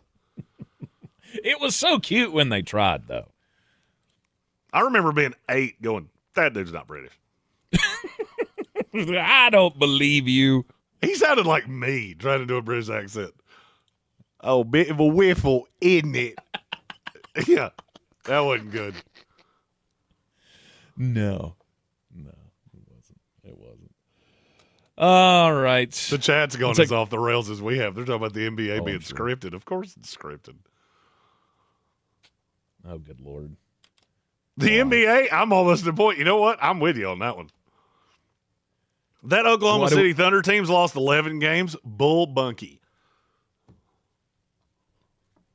They couldn't lose 11 games if you tied one of their hands behind their back. Gotcha. I was like, where are you going with this? Because they won a bunch of games last. 100%. So you're saying they're losing too much? Yeah, they should be about 47-2. Yeah. Instead, they're like 36-11. Well, they most certainly should not have gotten beaten by, 36 points to the Hornets a couple of weeks ago. Oof. I feel like that's hard to do. Although the Hornets are winning now, so we'll see. We'll see how long it lasts. I thought the funniest stat of the last couple of days. I know where this is going. The Hornets just won their 7th game in a row last night. They haven't won 8 in a row this century. Uh-huh. This is, 8 years ago? I think it was 8 years ago. I was going to tell that story a slightly different way. No. Since 2000, they have not had an 8-game winning streak. Oh, yeah, that's right. It was 23 because I got my stats mixed up. Yeah, a kid born the last time the Hornets won 8 games in a row can legally drink right now. Uh-huh. It's been a long, long time. But we'll see if it lasts. Because here's the thing. They've won 7 in a row. They got to play the Rockets next. So I'm gonna guess that that's not going to be 8 in a row. But they've won 7 in a row, and I think they're just barely in the play-in right now. So, I mean, that tells you how. Still Charlotte playing from the back. You're in the Sportsocracy, and this is ESPN Asheville, 92.9 FM, 880 AM, and 1400. We'll be right back. ESPN Asheville. Clear. Thank you. Your mountain weather forecast. A weak weather system pushing in late today, tonight, and it's not the amount of precipitation. It's the precip type we need to be concerned about. Upper 40s today and cloudy, so well above freezing. So when that rain comes in tonight, it begins as rain. Maybe some mixed precipitation as we get down to near freezing overnight and early Wednesday. So that could mean some slick spots early, and still maybe a little rain as we go through the day, 45. Not much, though. For the Weather Channel, I'm Ray Staging. This report is sponsored by Bojangles. It's always bow time. It's bow time. Hurry into Bojangles for 2 scratch-made sizzling sausage biscuits for just $4. 1 bite and you'll want breakfast for dinner. Good thing we serve savory sausage biscuits all day. But this 2-for-4 deal won't last forever. It's bow time. Run a business and not thinking about podcasting? Think again. More Americans listen to podcasts than ad-supported streaming music from Spotify and Pandora. And as the #1 podcaster, iHeart's twice as large as the next 2 combined. So whatever your customers are into, true crime, sports, comedy, culture, they'll hear your message. Plus, only iHeart can extend your message to audiences across broadcast radio. And all this reach means everything. Just think about the universal marketing formula. The number of consumers who hear your message times the response rate equals the results. Now let's get those results growing for you. Think podcasting can help your business? Think iHeart. Streaming, radio, and podcasting. Let us show you at iHeartAdvertising.com. That's iHeartAdvertising.com. Or call 844-844-iHeart. One more time. Call 844-844-iHeart and get podcasting working for you. Sports lives on the iHeartRadio app, the home of the Super Bowl 60 tailgate concert presented by NetApp. Big game coverage, the Winter Olympics from Milan, NBC's official audio partner, Fox Sports Radio, ESPN, and sports betting. Search sports on the free iHeartRadio app and listen now. Did you know that Ingles sells more doing organics weird than here? any other grocery store? Or that they run their own dairy? Or that they only choice and prime meat? Or that they donate 3,956 meals a day to local food banks? Well, now you do. It's all in the bag. Whether you've got a dog in the fight or not, everybody likes to throw down for the big game, and there's no place like the Back Alley Bar at Bear's Smokehouse Barbecue on the South Slope in downtown Asheville. Kickoff is Sunday, February the 8th. Come watch the game, dig into legendary pulled pork, and feed your entire crew with a game day grub package. Perfect for 4 to 6 people, packed with ribs, sliders, wings, and 4 delicious sides. Great food, big screens, and a warm game day atmosphere you ought not miss. Go to BearsBBQ.com. Every weekday, this is what you'll sound like after winning $1,000 in bonus bucks. Oh my goodness! Oh, nice. Get ready to win right here. Win $1,000 on ESPN Asheville. Explore a career as a correctional officer. NC Department of Adult Correction is hiring with state benefits and paid vacation. Becoming a correctional officer can be a rewarding first step along a public safety career. Visit dac.nc.gov/cojobs. Do better, be better every day. That's the Parks Promise. Our mission, to improve lives with every interaction. This is JW, General Manager at Parks Ford Hendersonville. Experience the Parks Promise today at parksfordhendersonville.com. That's parksfordhendersonville.com. On the weird scale, there's Vegas, there's Florida, and there's Asheville. Let's get weird, Asheville. It is ESPN Asheville, and not only are the mountains of western North Carolina, or have we been dealing with the icy weather, the snowy weather all across the state of North Carolina. We got more coming, by the way, tomorrow night, which is not going to be I don't great. think it's supposed it's to be not much, gonna, though, right? It's not. It's like half an inch, maybe. It'll be enough for the kids to stay home from school again. That's about. Man, we've got that's about all we got. Oh, it's too cold. Kids stay home. I think teachers at this point have to be going, it's fine. Just leave them there. Well, look, we opened the door with COVID. We opened the door with COVID when we got everybody connected, and we figured out, hey, we can do remote classes. So now it's every time. The roads are icy. It's a little too cold. There's a wind chill warning. The breeze is blowing a little too much in the springtime. I don't know. So you mean they heavy function thunderstorms? Like me? Right. It's just like, well, we can just do it mobile. We can do it remote. It'll be fun. I spent a lot of money to be able to do this. You bet your keister. When it's Slick Rick outside, I won't be there. Yeah. And when it's Slick Rick outside, the DOT crews always hit the road They've got the salt trucks out there. They're brining the roads. They're making sure as much as possible that, you can still get around in the snow. And that is not as big of a problem here for the average person as apparently it is in Maryland. Stumbled across this. In the Maryland suburbs for Montgomery and Prince George's counties, health officials are putting out a warning that over the next few weeks, you're going to notice in your drinking water out of your faucet that it's going to be a little bit saltier than it has before. Because all of the salt that they put on the roads flows off somewhere, and it's going to flow off into the rivers, which is the big water source for that area. And they say for the most part, many people are not going to notice. But for people that are on like very restrictive diets, sodium reduction diets and stuff like that, that you need to be mindful of this because this could like throw your numbers off or something. I had never thought of that before. Like so much salt on the roadways that it's going to basically flavor your drinking water for the next several weeks. That's insanity to me. And also, if I got water out of the tap and it tasted like salt, I'm out. I will never drink out of that tap again. So you're saying that the water in this town is going to be too salty? That's what they say. Maybe they should try eating more fruit. My story is about Pope Leo. Mm-hmm. I knew that would get you. I knew it. It's about Pope Leo.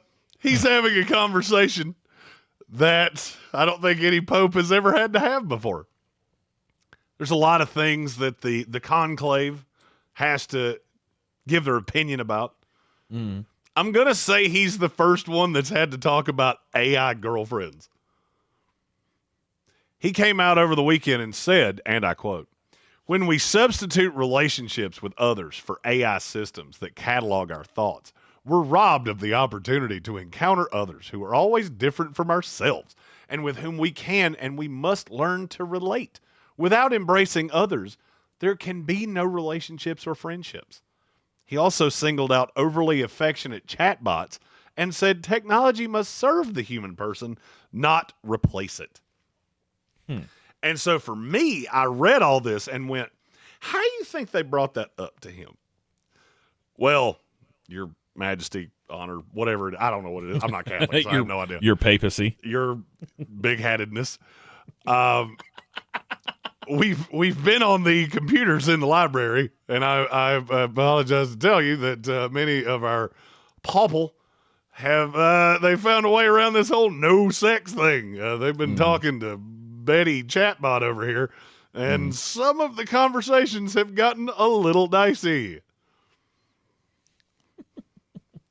I just can't fathom how I've seen a handful of stories about stuff like this where guys get wrapped up with a chat bot and their family has to have an intervention. I just don't understand how you get there. Like, you're taking the worst part of a relationship, which is having to speak to another person, and that's all it is. You're taking all the good out of it. What exactly do you get from that? Listen, Linda, would you like to see my new Pokemon cards? I just don't get it. I just don't understand. Can I show you a magic trick? It's because a lot of people can't talk to women. I swear to you, there are many people that can't talk to women. I'll be honest with you, the Senior Bowl told me that definitively. I'm friends with a handful of female correspondents. 2 separate times, we're just on the mezzanine talking. And a dude would come up, and it was like they saw bosom for the first time in their life. Like, I came here to watch dudes in shorts. This is female. I don't know what to do. Like, dude, you need to get out more. I mean, I get it. I sit around and watch draft tape all day, but I'm married to a smoke show.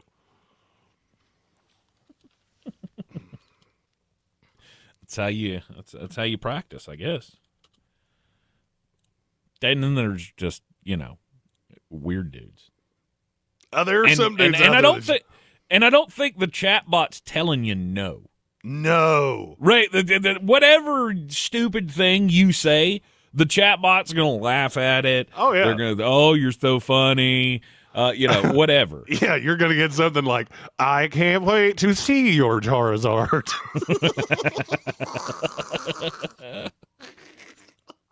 Yeah, pretty much. I don't know why that was so funny to me, but it was. Oh, boy. Uh-huh. I'm a jerk. I'm what jocks grow up to be. Like the jock that never grows up and he's still 14 years old in his head. That's me. Mm-hmm. Very much so. I don't know why I turned the chatbot into Stephen Hawking either. I don't know, but that was a great touch. I would love to see a little close-up magic, Daryl.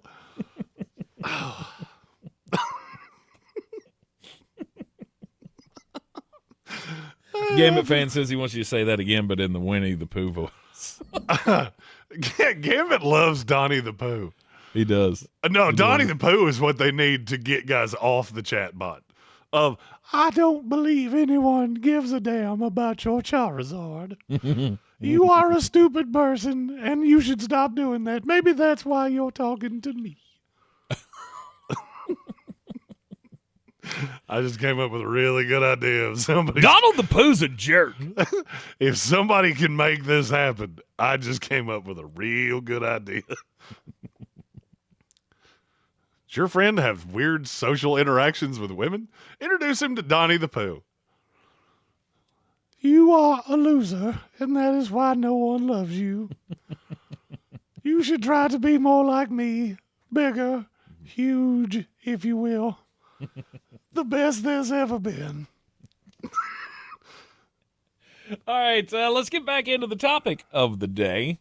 I'm ashamed at how big a topic Donnie the Pooh has become around my life. Mm-hmm. My wife will sometimes look at me and go, "What do you think Donnie the Pooh would think about that?" Gambit says it's literally his favorite impression that you do. And I love that because it's made up, it's fictitious, and it's fantastic, and I can do it forever. Yes. All right, back to the topic at hand. We're ranking the best players in the upcoming Super Bowl. Super Bowl 60 on Sunday. We're up to number 16. Is there anybody for you that you feel like I've left out that you'd like to make your case for? Because I know there are a couple Tank Spencer specials here that I haven't seen yet. I was going to say, you know how much I love Harold Landry. I forgot that you have some weird fixation with him. Dude, I just like the guy. I mean, you haven't mentioned any offensive linemen yet. Well, funny you should say that because my next two are both offensive linemen, and they both scare the bejesus out of me. Okay, it's Charles Cross and Abe Lucas. Okay, you know what scares me about the two of them? They seem to get hurt at absolutely the most god-awful times. If they're up, I feel really good about what Seattle's got in that front five. If one of them gets so much as a hangnail, I feel real bad about where we're headed. Because that is not a deep position on this Seattle team. I mean, you're talking about going to Josh Jones. Ooh. It's so important that those two are upright. And I would say the same thing about the next player on my list, which is Michael Onwenu for the New England Patriots. Okay. I don't really believe there's another lineman in this game that is as important as those three. Because if you tell me that Sam's blindside protectors go down, he's in trouble. Because New England get home, and they're good enough in the back half to punish you. If you tell me that I can't run with New England, and look, the Seattle defense is evil, you're in trouble. You put this fully 100% at the feet of Drake Maye, you're not going to like how it goes. Yeah. There's one offensive lineman in the way that you said that's, more pivotal to the game. There's one offensive lineman on that list for me, but I don't think I don't know that his play would put him in the top 20 right now. Is it Will Campbell? It's Will Campbell. Because he was so good through the regular season, and for some reason in these playoffs, he has looked absolutely lost.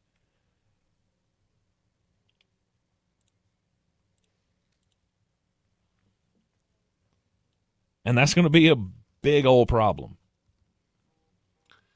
for New England. Well, the thing you got to look at with Will Campbell is just it was so good early. And look, everything you're talking about here, you understand this is 2 games, right? Yeah. Because he was really good against the Chargers. Mm-hmm. He had a bad night against Houston. Denver wasn't great, but look at who you're going up against.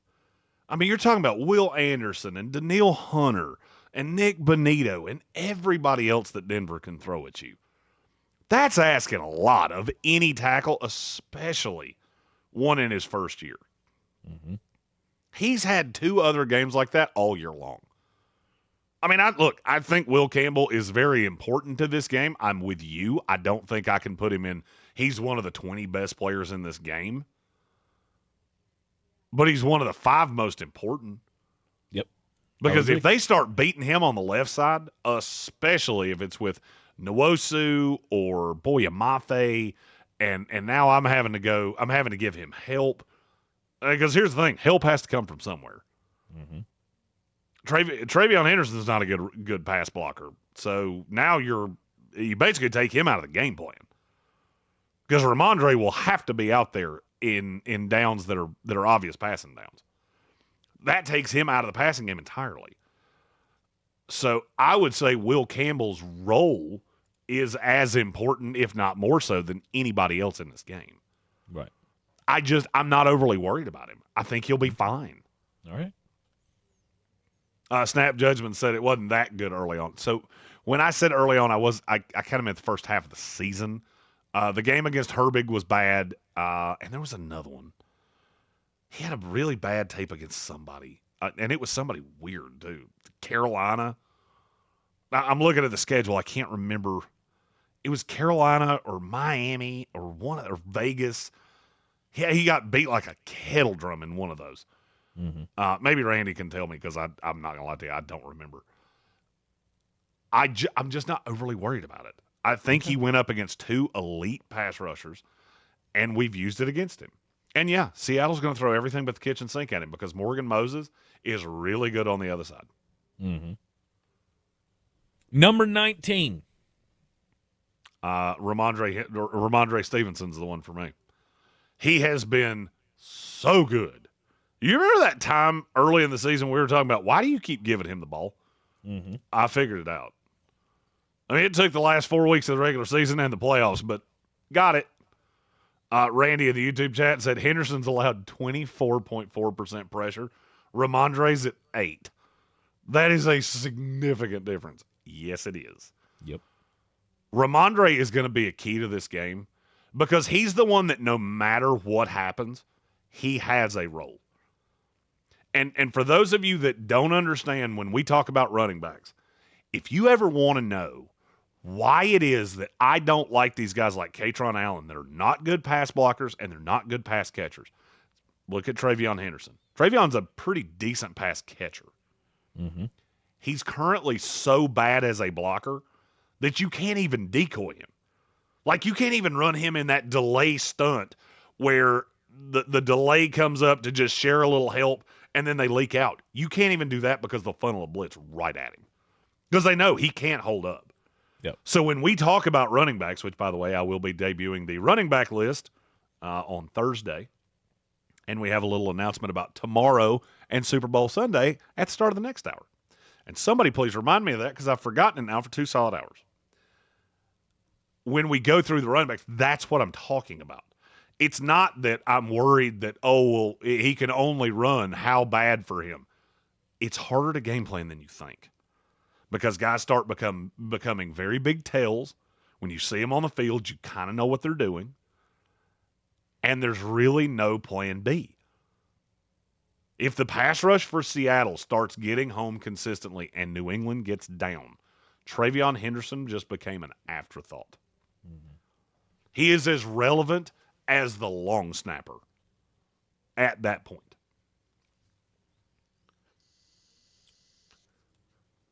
And number 20. It's Marcus Jones. He's a slot corner, which pushed him down. I actually wanted to have him higher than this because I think he's one of the premier slot corners in the league. And he's going to be so important if they start putting JSN in the slot. It doesn't happen as much as you would think. But if they pepper in a few snaps of JSN where he'll get into the slot and he's just manhandled mediocre slot guys. I'm curious to see, can that become more of a part of the offense? Because Jones is so short. Was he 5'9"? Smith-Njigba has killed small corners all year long. And so if it gets to a point where I get to a point where I can eat there, it gets real easy to get Shaheed out on Carlton Davis, which is what I'm trying to do. 5'8". Yeah, I knew he was down there somewhere. Mm-hmm. That's a tall ask. Even with as good as I think he is, that's a tall ask. And I promise you, you will see one of those snaps in the first drive. Yep. They will challenge him the first opportunity that they get. Mm-hmm. And when you see JSN lined up in the slot and he's got Marcus Jones across from him, I'll bet my house the first snap is meant for him. Can't tell you that ball's going to come out, but that's where they're going. And you let him start eating out of the slot, and this could become a long night in a hurry. Mm-hmm. You need to force him to the outside. Mm-hmm. Your Super Bowl 60 player power ranking here on a Power Rankings Tuesday. ESPN Asheville, 92.9 FM, 880 AM, and 1400. We'll be back. One more hour to go after this. ESPN Asheville. And we're clear. For the love of God, don't let me forget to announce this when we weather come system back. pushing okay. tonight, and it's not the amount of precipitation, it's the precip type we need to be concerned about. Upper 40s today and cloudy, so well above freezing. So when that rain comes in tonight, it begins as rain. Maybe some mixed precipitation as we get down to near freezing overnight and early Wednesday. So that could mean some slick spots early, and still maybe a little rain as we go through the day, 45. Not much, though. From the Weather Channel, I'm Ray Staging. This report is sponsored by eBay. So I was on eBay because I'm absolutely obsessed with this rare hologram trading card. Shiny like the designer handbag of my dreams. eBay had it. They even had the perfect parts that fit my car. Millions of finds, each with a story. eBay. Every weekday, this is what you'll sound like after winning $1,000 in bonus bucks. Oh my goodness! Oh, nice. I can't believe it! Get ready to win right here. Win $1,000 on ESPN Asheville. Explore a career as a correctional officer. NC Department of Adult Correction is hiring with state benefits and paid vacation. Becoming a correctional officer can be a rewarding first step along a public safety career. Visit dac.nc.gov/cojobs. Spice up the big game with a hot box from Dave's Hot Chicken. The iHeartRadio app now has presets. Just like in the car. You're our number one. Make us yours. ESPN Asheville, the mountain's favorite sports station, streaming 24/7. Your home for the Sportsocracy. Weekdays at noon. The Tar Heels and Atlanta Braves baseball. I'm Coley Duffy. I'm Cody Ward. And we're the Chainsaw Brothers. Actually, we're cousins. A few days after Helene, we was in the driveway having a couple beers, waiting on the power to come back on. And we heard so many people calling, needing trees removed, and couldn't afford it. So I called my dad to borrow a chainsaw, and over the next few months, we cleared trees for our neighbors. Our business was born out of wanting to help Western North Carolina get back on our feet. We are fully insured and licensed. We keep our promises, meaning if we say we're going to be there, we'll be there. In these parts, we live how we were raised. When you call the Chainsaw Brothers, you're not a customer, you're family. We're good at what we do, and we do it for a reasonable cost. For all your chainsaw needs, call the Chainsaw Brothers. 828-316-1013, or find us on Facebook. See how we treat our family. Are you still covered up with storm damage and debris? Call us about our daily rates at 828-316-1013. That's 828-316-1013. We're the Chainsaw Brothers, and with our neighbors, we are Western North Carolina strong. Woohoo! Download to see if you qualify. Not all customers will qualify. Transfer fees may apply. No Albert subscription required. Albert is not a bank. Albert Instant Loans are issued by FinWise Bank, member FDIC. Not an actual client. Terms apply. Kylie, what's wrong? I just got hit with a car repair bill. I'm behind on rent, and I feel like I can never save any money. Have you tried the Albert app? Albert is your financial assistant, helping you find ways to save and create custom budgets to actually grow your money. Plus, you can get up to $10,000 for big expenses, or advance up to $1,000 fast when you need cash right away. Albert can get me up to $10,000? Exactly. Albert spots you in a pinch and helps you grow your money in the long run. I'm downloading Albert right now. Download the Albert app and use promo code MOVE to borrow up to $10,000 for whatever you need. The Albert app helps you budget better and save more money so you reach your financial goals faster. Download the Albert app right now and use promo code MOVE to borrow up to $10,000. Use code MOVE to borrow up to $10,000. It's the moment you dream of. The moment you work for, train for, run wind sprints when nobody's watching for. The moment when hours of gym time, court time, prep time, all culminate into this time. The moment when millions of bounces, blocks, and boards all add up to this, your moment. Ingalls, we're with you every step of the way. Clarissa sells WNC as the #1 team in Buncombe County. We have the customer service experience to assist you in achieving your real estate goals. Our team offers something that 90% of listings in our market won't have, Zillow Showcase. Check us out at clarissasellswnc.com. This is J.W. Whitley, General Manager at Parks Ford of Hendersonville. Our value of commitment. Committed to you as our customers and the community that we serve. To do better, be better every day. That's the Parks Promise. Experience the Parks Promise today at parksfordhendersonville.com. They're considering bringing the crew of the International Space Station home a little early because of a medical issue. The agency didn't say which astronaut. First news on 570. We send you to space and you're healthy. Right. You get sick in space? Right. You have to stay in space. Right. Put them on a tether or something and hang them outside the space station until the rash resolves. I don't need Uranian syphilis running wild around here. Weekday mornings at 6. I don't even know how one would contract that. On News Radio 570 WWNC. What happens on Uranus? Asheville's #1 sports station, ESPN Asheville, WPEK, W225CJ Fairview. Are you there? An iHeart radio station, guaranteed human. Now here's your chance to win $1,000. Just enter this nationwide keyword on our website. Pay. That's pay. Enter it now. Your chance to win is at ESPNAVL.com. Good luck. Live from the Ingalls studio. I can't wait to play with myself every day. The Sportsocracy. Damn the devil to hell! Let the big dogs eat! Let them on the field! Come get you some of this. Fire them cannons! By golly, put more powder in those things. He couldn't take any more disappointment. Oh my God. The Jets killed him.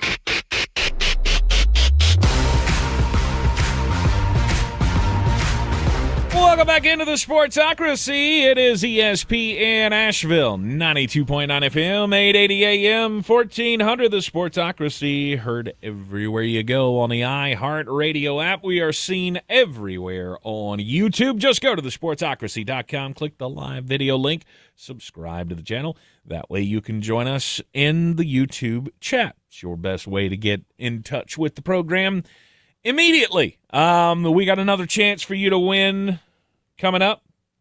Another chance for you to register to win UNC Duke tickets. The big game coming up this Saturday. 6:30 tip, 5:30 airtime here on ESPN Asheville for those of you who don't get to go. But there are going to be two people who get to go to the big game. I got 2 tickets just waiting on you. You can register to win when you hear the cue to call here during this program. We'll do another one this hour. We'll do more cues tomorrow, and we'll do a couple of them on Thursday as well. Plus, we've got Facebook topics posted up at the ESPN Asheville Facebook page. Go and participate, and that's all you got to do. Go through and I look at every name that likes it, shares it, comments on it, and your name is on a list. And on Friday, we will pick the winner and send somebody to see that bucket list game. It's one of those that I'm going to get to at some point. I'm going to get there at some point. I could have just taken these tickets and gone myself, but I wanted you to have the ability to go to the game. So, out of the in goodness theory, of my I could have heart. done the same thing, but I didn't want to. Sure. I'm tired of being on the road, and I want to sit right here and watch this game right there. It's going to be a huge weekend, obviously, with Duke, Carolina on Saturday and then Super Bowl 60 on Sunday. So listen up for your chance to register to win 2 tickets to the Carolina-Duke game. And Jeremy, you got a big announcement to make, right? Yeah. So we're it's our home for all things football. We will be doing Super Bowl 60 at the Village Porch. So if you want to come watch it with us, make our whole lives go. Megan said she would be there as well with her lovely husband Chad. We're hoping that Tank may be there. His nighty-night time is early, but we'll be there. George, the owner, will be there. We're gonna have some fun times watching the game, just like we did last year. So if anybody wants to come watch the game with us, let us know. We will have a large table, and you'll get to hear what it sounds like to watch a football game with me, which can be both maddening and enlightening. Especially a game that he actually cares about. Oh, so, yeah, and I care way more about this than I'm letting on. Exactly. I am a full-on sea chicken this week. He is captain of the Lego Fireman fan club. I am the captain now. And he hates the New England Patriots. So, yeah, there's a bit of a rooting interest for old Flostradamus. Now, sounds like fun. I didn't have any plans on Sunday anyway, so sure, why not? We had not made plans, and then George called me this morning, and I went, "Oh, well, yeah, let's do that." It sounds like a hootenanny. Sounds like a good old time. Yeah, absolutely. Then there's another little announcement for those of you that are not in the greater Asheville area. Tomorrow at 9 a.m. That is 6 a.m. West Coast time, also known as Pacific. My post-Senior Bowl mock draft is happening live. Nice. I will be in this chair. We will have the simulator up on the screen beside me. We'll talk. We'll answer all your questions. We'll do all the fun things. It's going to take quite some time. The goal is to be done by noon, so Tank can do our show with Chris Womack. But leading into that, we will have 3 hours of NFL draft talk. I will also, by that time, have a schedule of when the actual podcast of the NFL Draft Nerds will happen. Okay. I have all the people lined up. Now I just have to line up all of our ridiculously insane schedules of when we can record this thing. Right, fair enough. Keep it tuned to the social medias at the Sportsocracy on all of them, and follow along all Draftmas season long. Oh, Draftmas tree, how lovely are thy branches. I actually want to cut the Draftmas Christmas, or the Draftmas CD this year. We wish you a Merry Draftmas. Rocking around the Draftmas tree. Grandma got run over by Mel Kiper. Grandma. And all of his hair care products, right? The first tight end. The first tight end. Are you going to do, "Oh, little town of Pittsburgh"? Was that supposed to be a little town of Bethlehem? 100%. Because the rhythm was super off. That sounded like a government propaganda film. Like that did not sound like Christmas so much as it sounded like Guantanamo Bay. It is very dirgy song, though. Dirgy? Dirgy, yeah. You know what a dirge is? It's like a real slow funeral song kind of thing. Anyway, whatever.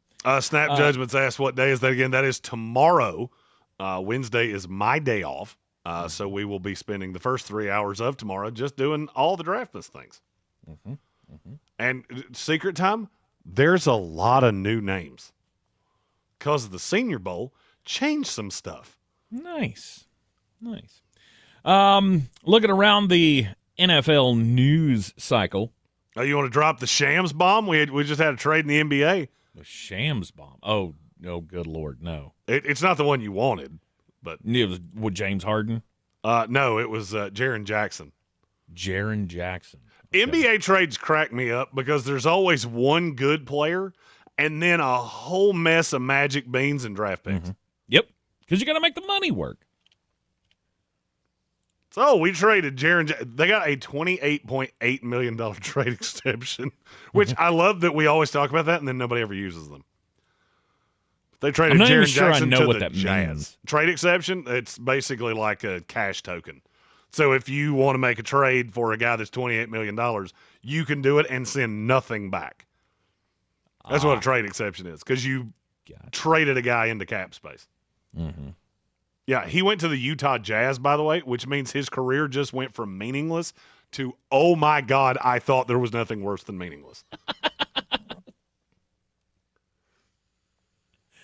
Utah, huh? For a bunch of players that I vaguely remember from college. Walter Clayton Jr., Kyle Anderson, Taylor Hendricks, and George Niang. Where's Walker Kessler? I thought he was in Utah. He is. So now they're planning on building around Laurie Markkinen, Walker Kessler, and Jaren Jackson. They don't have anybody that can shoot to save their lives, but by God, they're big. I guess that's all that matters. Yeah. Sometimes. You remember? Hey Tank, you remember when we used to do an NBA trade deadline special when people actually cared about the NBA? Yeah, I do. Doesn't that feel like it was like 100 years ago? It does. Because I see names now like John Conchar and Jock Lawndale and Vince Williams Jr. and go, you made that up, didn't you? Because none of those are real people. No. Jock Lawndale was a character in like a 60s rom-com that David Hasselhoff had a guest starring appearance in. Jock Lawndale was the character's name on Mork and Mindy that lived 3 doors down. Don't lie to me. I know what Jock. you did. John Conchar. I think that was P. Diddy's third lawyer. Yeah. Vince Williams Jr. That's my tax accountant. You get out of here. You have any other sham bombs or sham bots? No, or whatever the hell I literally followed Sham Charania only to mock NBA trades. That's the only thing I'm going to do. Okay. Sweet, a 9-player trade, and one of them is consequential. It's like a pack of Pokemon cards. I got one good one, and the rest of them are crap. The New York Giants filling out their staff. I do love that I said Harbaugh. crap, and you immediately went, Matt Nagy. Matt Nagy, he's the choice. Pulling off that old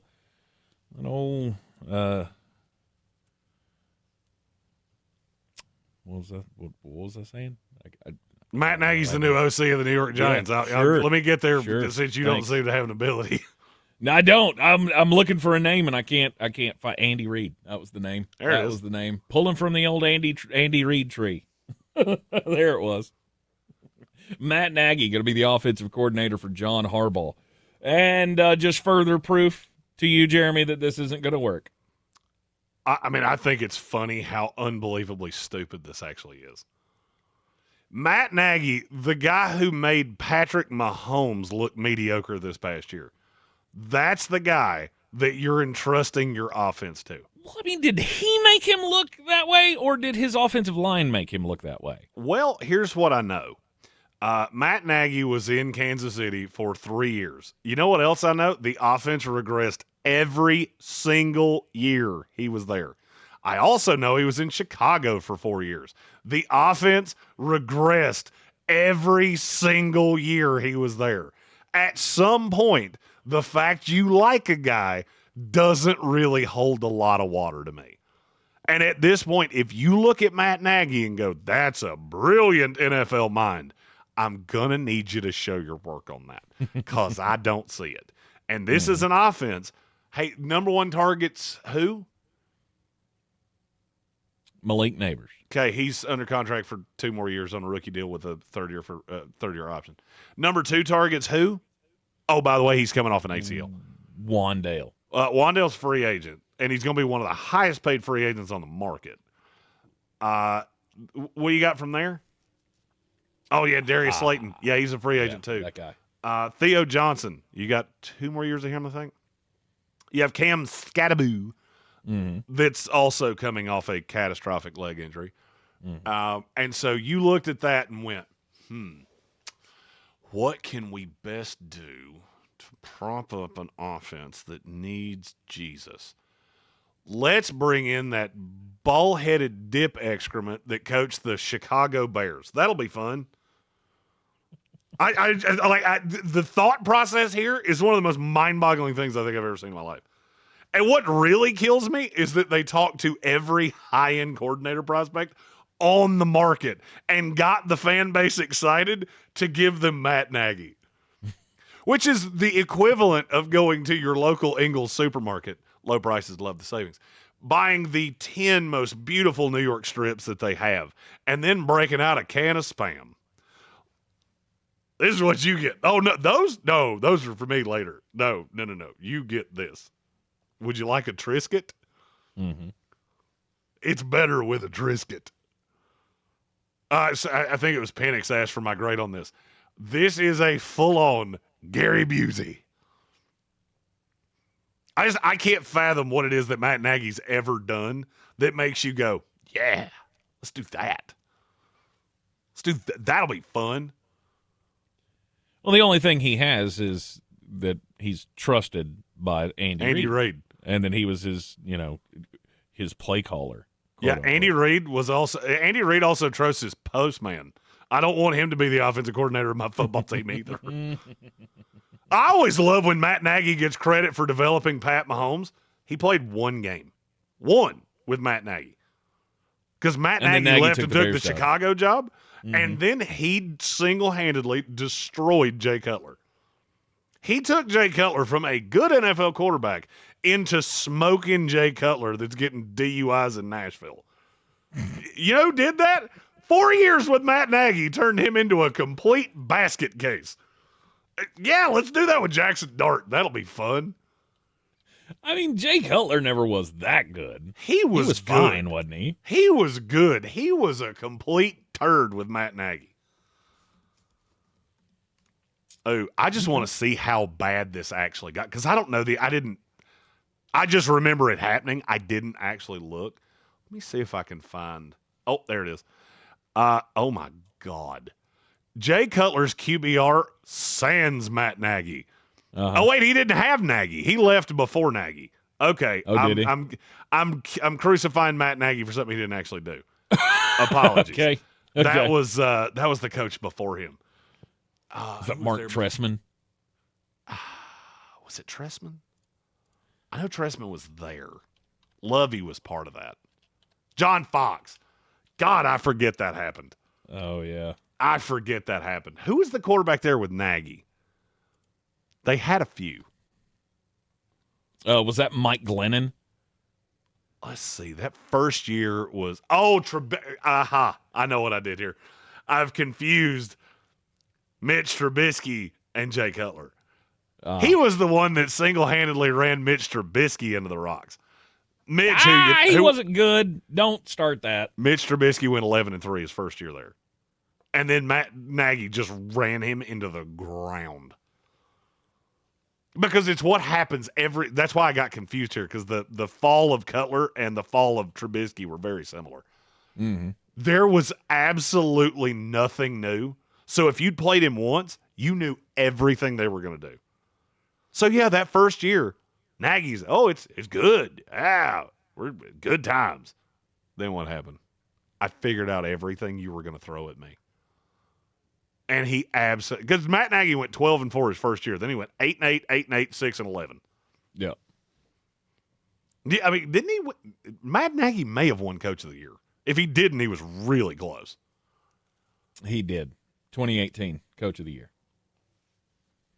Yeah, my bad. I had the wrong mediocre, not exciting white. I had Jay Cutler when I meant Mitch Trubisky. Mm-hmm. I mean, but people forget Trubisky that first year, he wasn't terrible. Completed almost 67% of his passes, 24 touchdowns. Yeah, he threw 12 interceptions, but he's a rookie. As a rookie, he only got sacked 24 times. That's unheard of. Cam Ward got sacked 55 times this year behind a line that was probably no better than what Trubisky had. Then what'd he do? Mm-hmm. Now I just want to go down the life and times of Jay Cutler because that's. Yeah, Trubisky had that first year without Matt Nagy. Mm-hmm. That was with John Fox. Then 2018, Nagy comes in, and they're really good. And then he just crashed into the rocks, and his interception percentage went up a full %. He got sacked more because the offense was just not creative in the least. And so you bring in that guy to work with one of the harder quarterbacks to work with in the NFL. Because, look, as much as I love Jaxon Dart, that ain't going to be an easy offense to put together. Because the best thing he does is run. Mm-hmm. I thought it. I saw it and laughed until it hurt. It is very comical. I did not expect that, but then thinking about it, going, well, I mean, Harbaugh, he was an Andy Reid guy, so I guess it makes sense keeping it in the family. I don't know if you're going to win that way, but do me a favor. At least the connections made sense. Oh, yeah. I mean, I understand how you got here. I just don't understand how you got to the, Matt, we would like to offer you this job.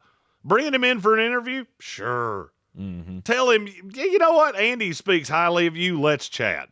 My first question would be, hey, why does every one of your offenses go off like a bomb? I couldn't wait to hear how he would answer that.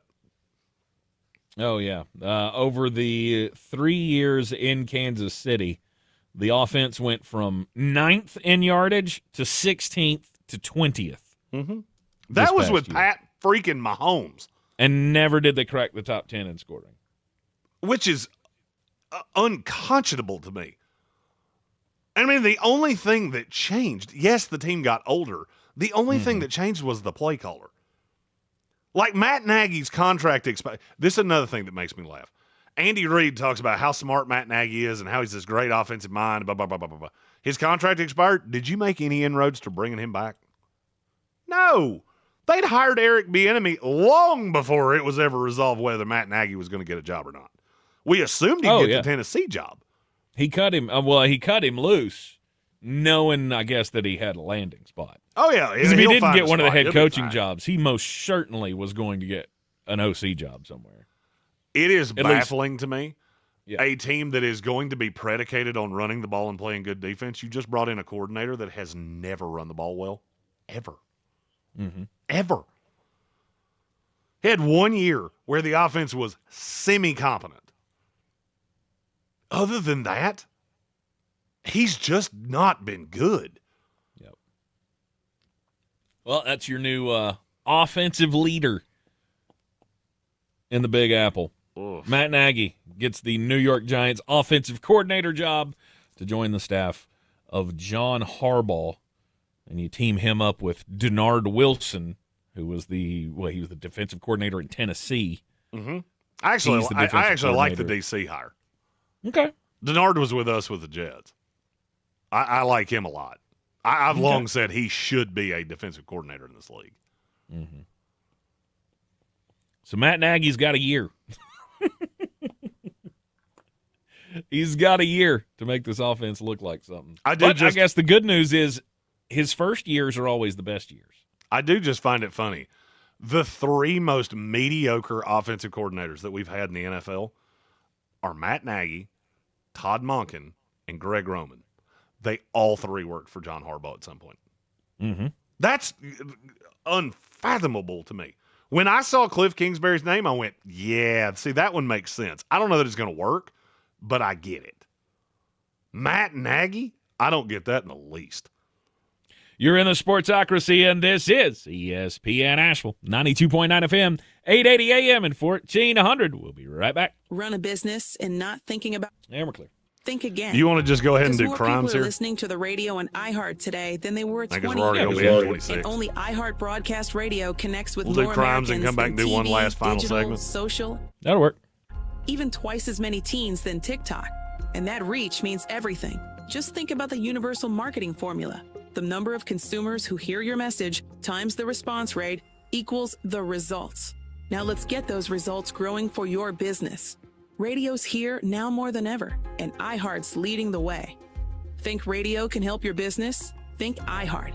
Streaming, podcasting, and radio, where the reach is real. Let us show you at iHeartAdvertising.com. That's iHeartAdvertising.com. Or call 844-844-iHeart. One more time, just call 844-844-iHeart and get radio working for you. Starting Friday, iHeartRadio will be live from Italy with NBC's coverage of the Milan Cortina 2026 Winter Olympics. 24 hours a day, listen to live coverage of skiing, snowboarding, hockey, figure skating, and all your favorite winter sports. Plus Team USA exclusive coverage from Northern Italy. Bring the Winter Games with you from your phone to your car, on your Alexa, wherever you listen.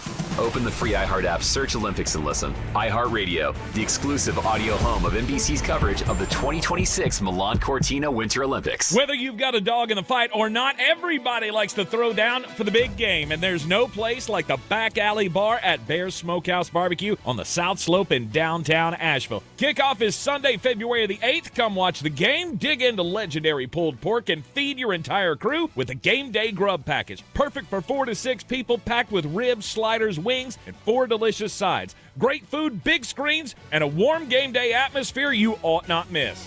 Go to BearsBBQ.com. This is where it starts. Where your story begins. This is the trail you blaze yourself. And step by step, you get stronger, faster, better. This is where it starts. How will you finish? Ingalls, we're with you every step of the way. I'm Coley Duffy. I'm Cody Ward. And we're the Chainsaw Brothers. Actually, we're cousins. A few days after Helene, we was in the driveway having a couple beers, waiting on the power to come back on. And we heard so many people calling, needing trees removed, and couldn't afford it. So I called my dad to borrow a chainsaw, and over the next few months, we cleared trees for our neighbors. Our business was born out of wanting to help Western North Carolina get back on our feet. We are fully insured and licensed. We keep our promises, meaning if we say we're going to be there, we'll be there. In these parts, we live how we were raised. When you call the Chainsaw Brothers, you're not a customer, you're family. We're good at what we do, and we do it for a reasonable cost. For all your chainsaw needs, call the Chainsaw Brothers. 828-316-1013. Or find us on Facebook. See how we treat our family. Are you still covered up with storm damage and debris? Call us about our daily rates at 828-316-1013. That's 828-316-1013. We're the Chainsaw Brothers, and with our neighbors, we are Western North Carolina strong. Woohoo!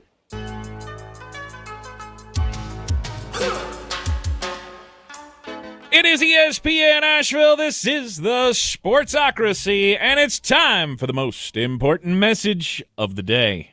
Don't do crimes. Jeremy, you've heard the phrase "stand by your man." I'm sure your parents were a fan of the old country song. Tammy Wynette. Tammy Wynette. Your man. It's a classic song. This is a case of standing by your woman that I think you need to have your head checked, honestly. So a 50-year-old man and his 58-year-old wife, they had a pivotal moment in their relationship where the 58-year-old wife suspects that her husband is cheating on her. So she did the only rational thing that one would do. Killed him. Nope, didn't kill him. She just removed his weapon of choice. Uh-oh. Are we talking about a Lorena Bobbitt thing? Yes, sir. This happened in South Korea. 58-year-old woman and her 40-year-old son. Well, she employed his help for the removal when he fell asleep. Oddest part about this story is where the dude fell asleep, because you would think that something like this would happen. You know, he falls asleep in the middle of the night. Woman gets these thoughts in her head. Maybe she's been planning it. I don't know. All of a sudden, he's asleep in the bed. There it goes. Game over. This dude fell asleep in a coffee shop. Oh, that they means bum rushed him in a coffee shop. Coffee. They bum rushed him in a coffee shop while he was falling asleep, drinking his coffee, solo style. They tied him up with a rope and industrial tape. The woman, she tried to kill him because she stabbed him 50 times and then severed his manhood and flushed it down the toilet, taking out all possibility that it could be reattached once he was, quote-unquote, found by the authorities. That's another part of this. Well, wait a minute. So they did all this in a coffee shop, supposedly a public place, tied this guy to a chair, cut his manhood off, stabbed him 50 times, and then he was, quote-unquote, found later. Like, was he just... Did they untie him and he was just, like, crawling in the street or something? Insane. And then but the wait, story there's gets better. more. But wait, there's more. So this all happens. You know, the guy, he survived. Doctors were able to save his life and piece him back together as best they could, save for that one part. And then she, of course, has to face the music. She got arrested.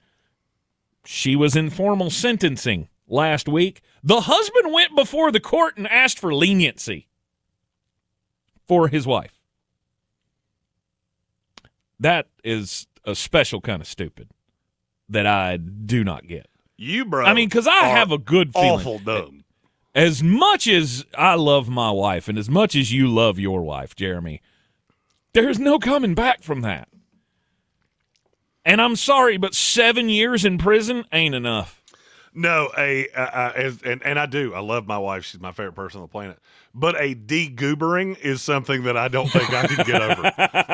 I don't think I can get past that. I believe that is the end of the matrimony. The son only got 4 years. There are two parts of the story I'm stuck on. First of all is the people in the coffee shop.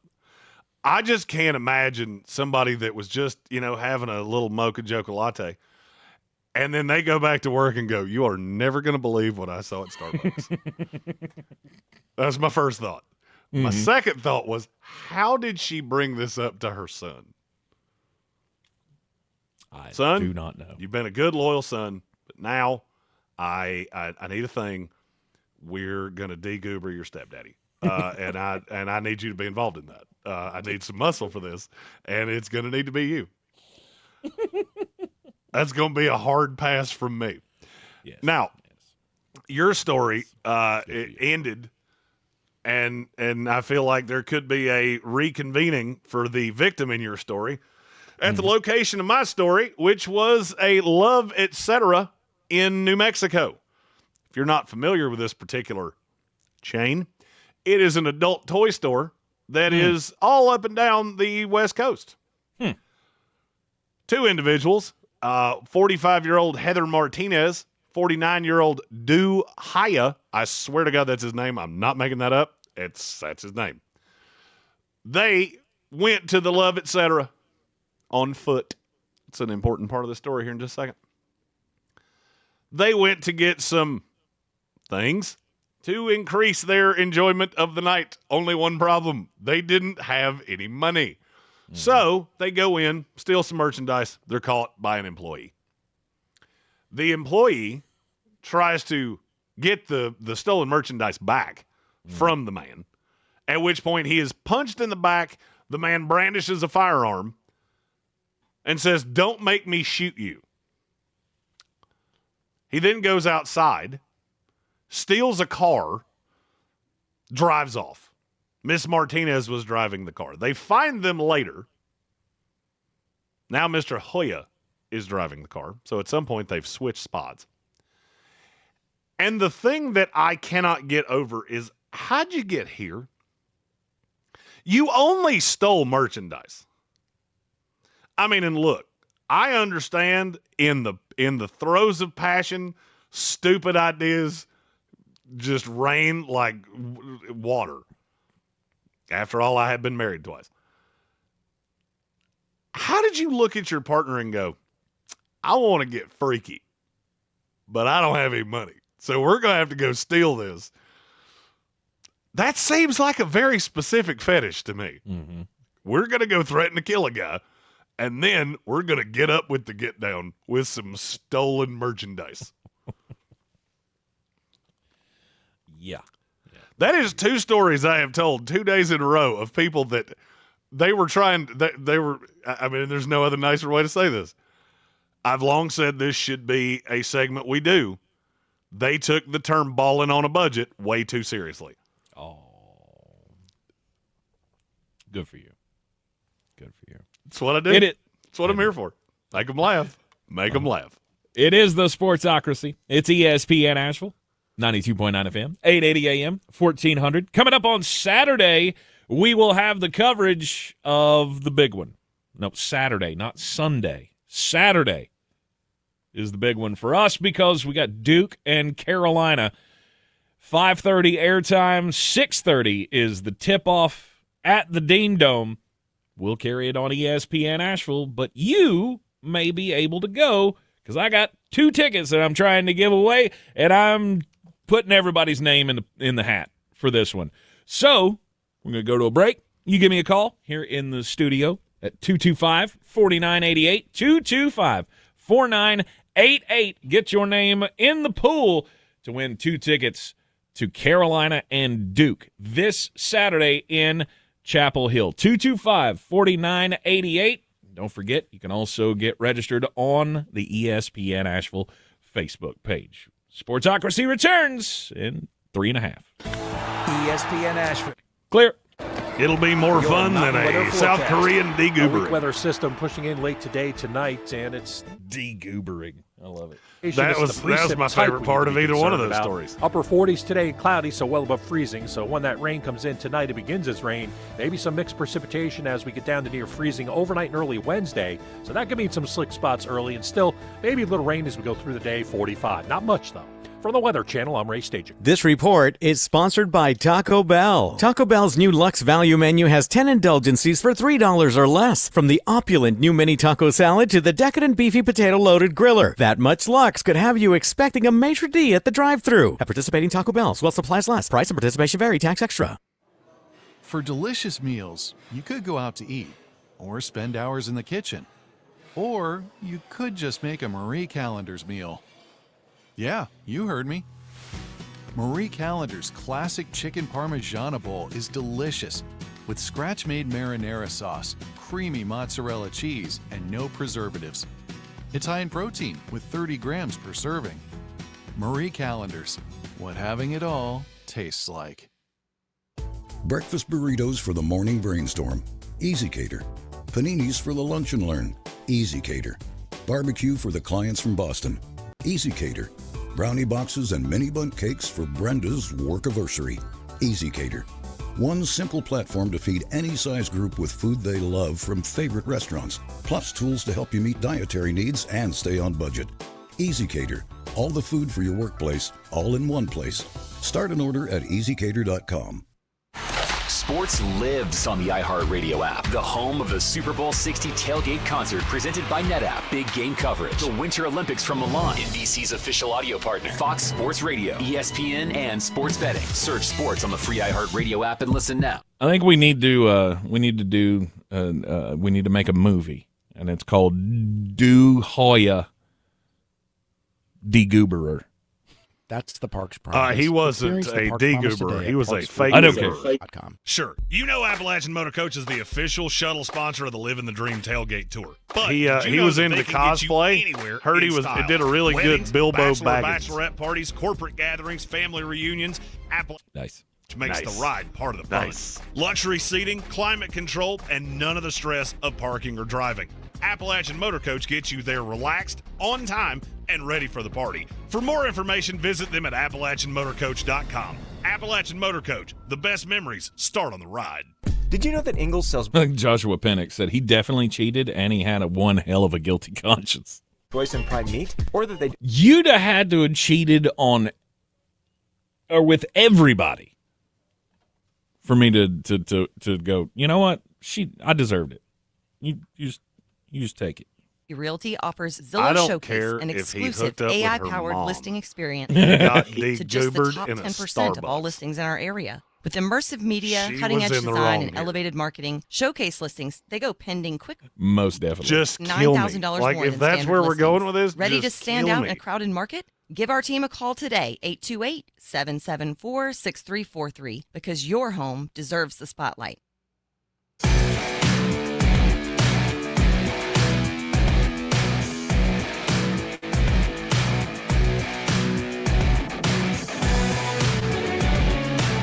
.9 FM, 880 AM, 1400 Sportsocracy. We are coming to you live, counting down the days to Super Bowl 60. On Sunday, we will be gathered at the Village Porch, 51 North Merriman Avenue. The Village Porch, great place to watch a game, by the way. I'm looking forward to it. I had made no plans. Thankfully, they were made for me, and I like that. And I don't have to worry about an Uber.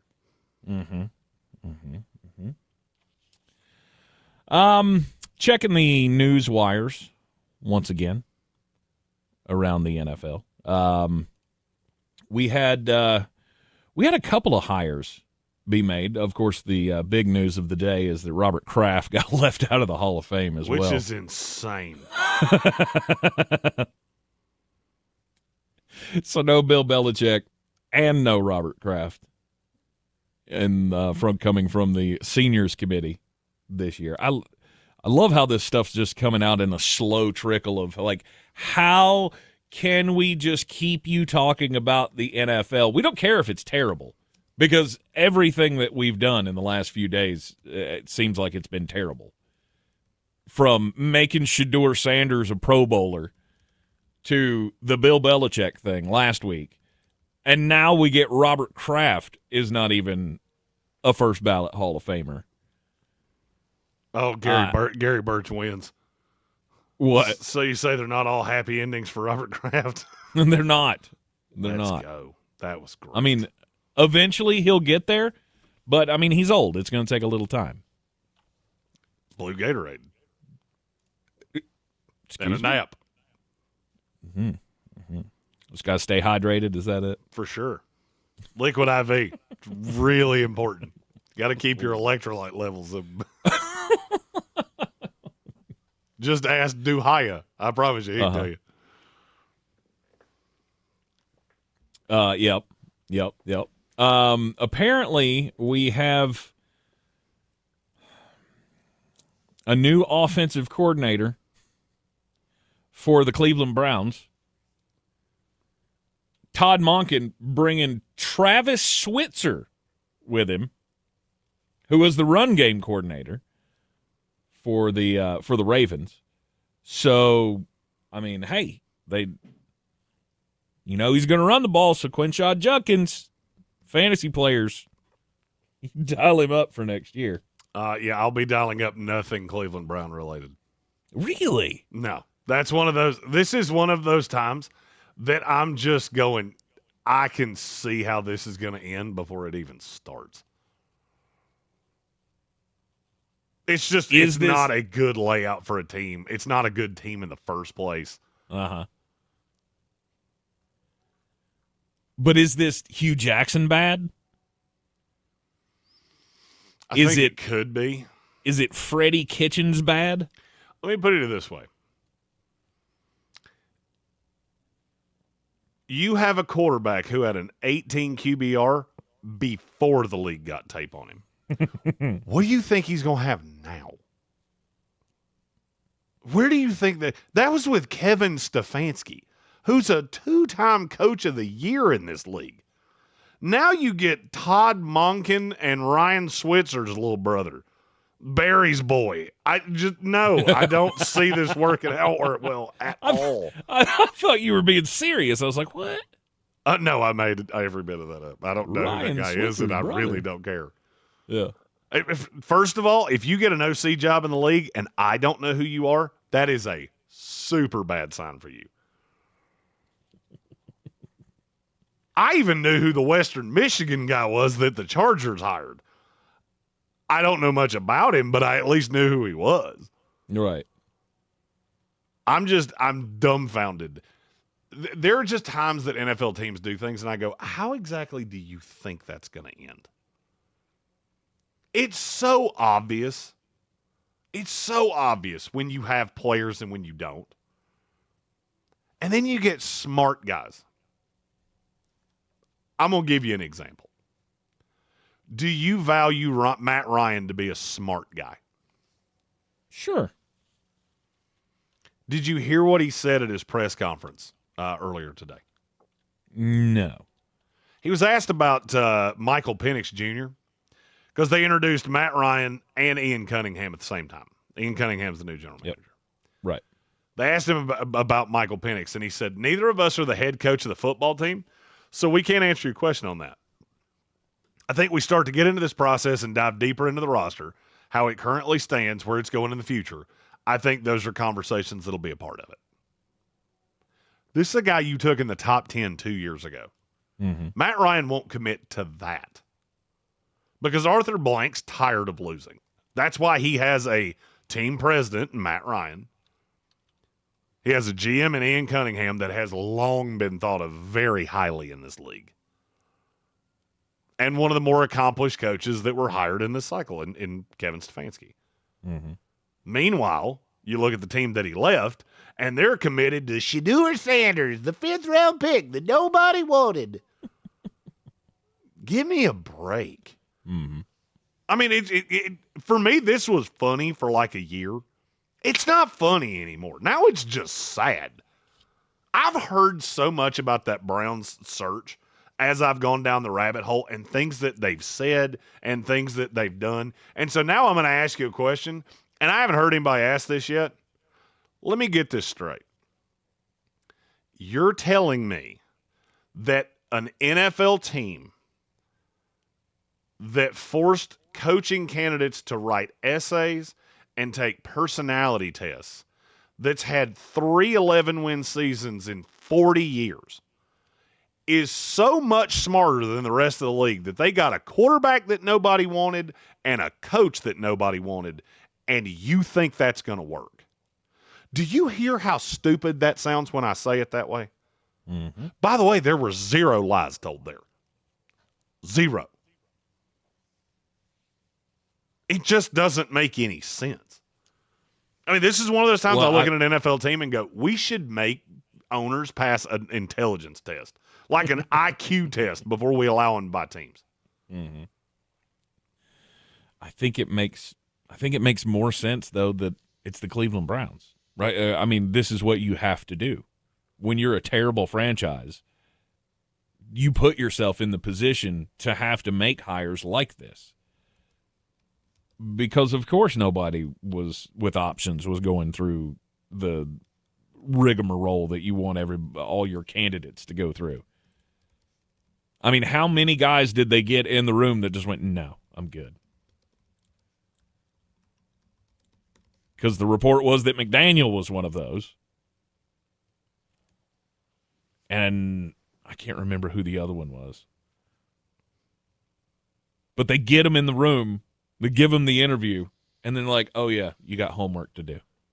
I don't think I do. No, I promise you I don't. I don't believe I do. I'm a 40-year-old man. You're not giving me homework.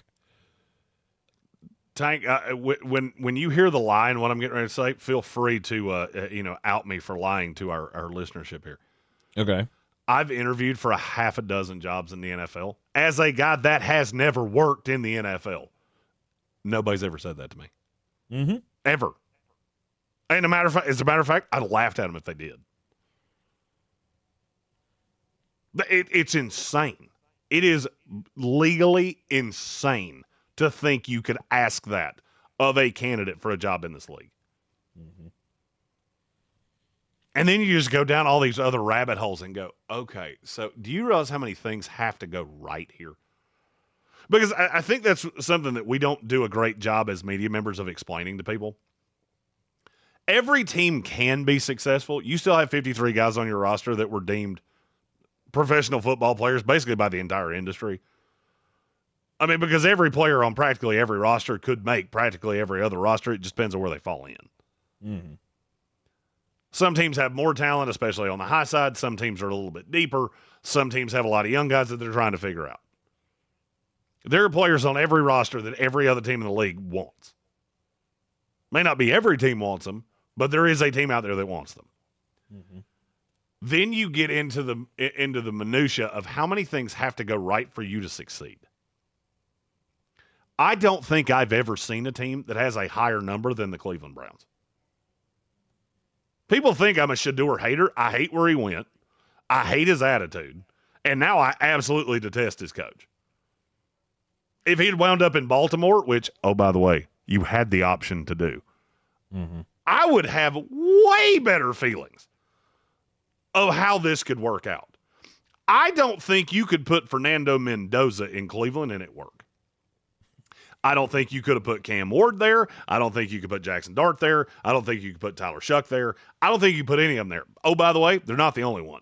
The Jets fall into this. The Giants are pretty close. There are a handful of these around the league. But I don't care who the quarterback is. It just so happens that you had a crossing here that is absolutely destined to fail. And it really makes me feel bad for Brown fans, my fellow Jet fans, where you just look around and go, this is a fun week. It's as fun as you'll ever have in fandom for your team to make it to a Super Bowl. I'm getting that as not even a fan. I got one dude that made it.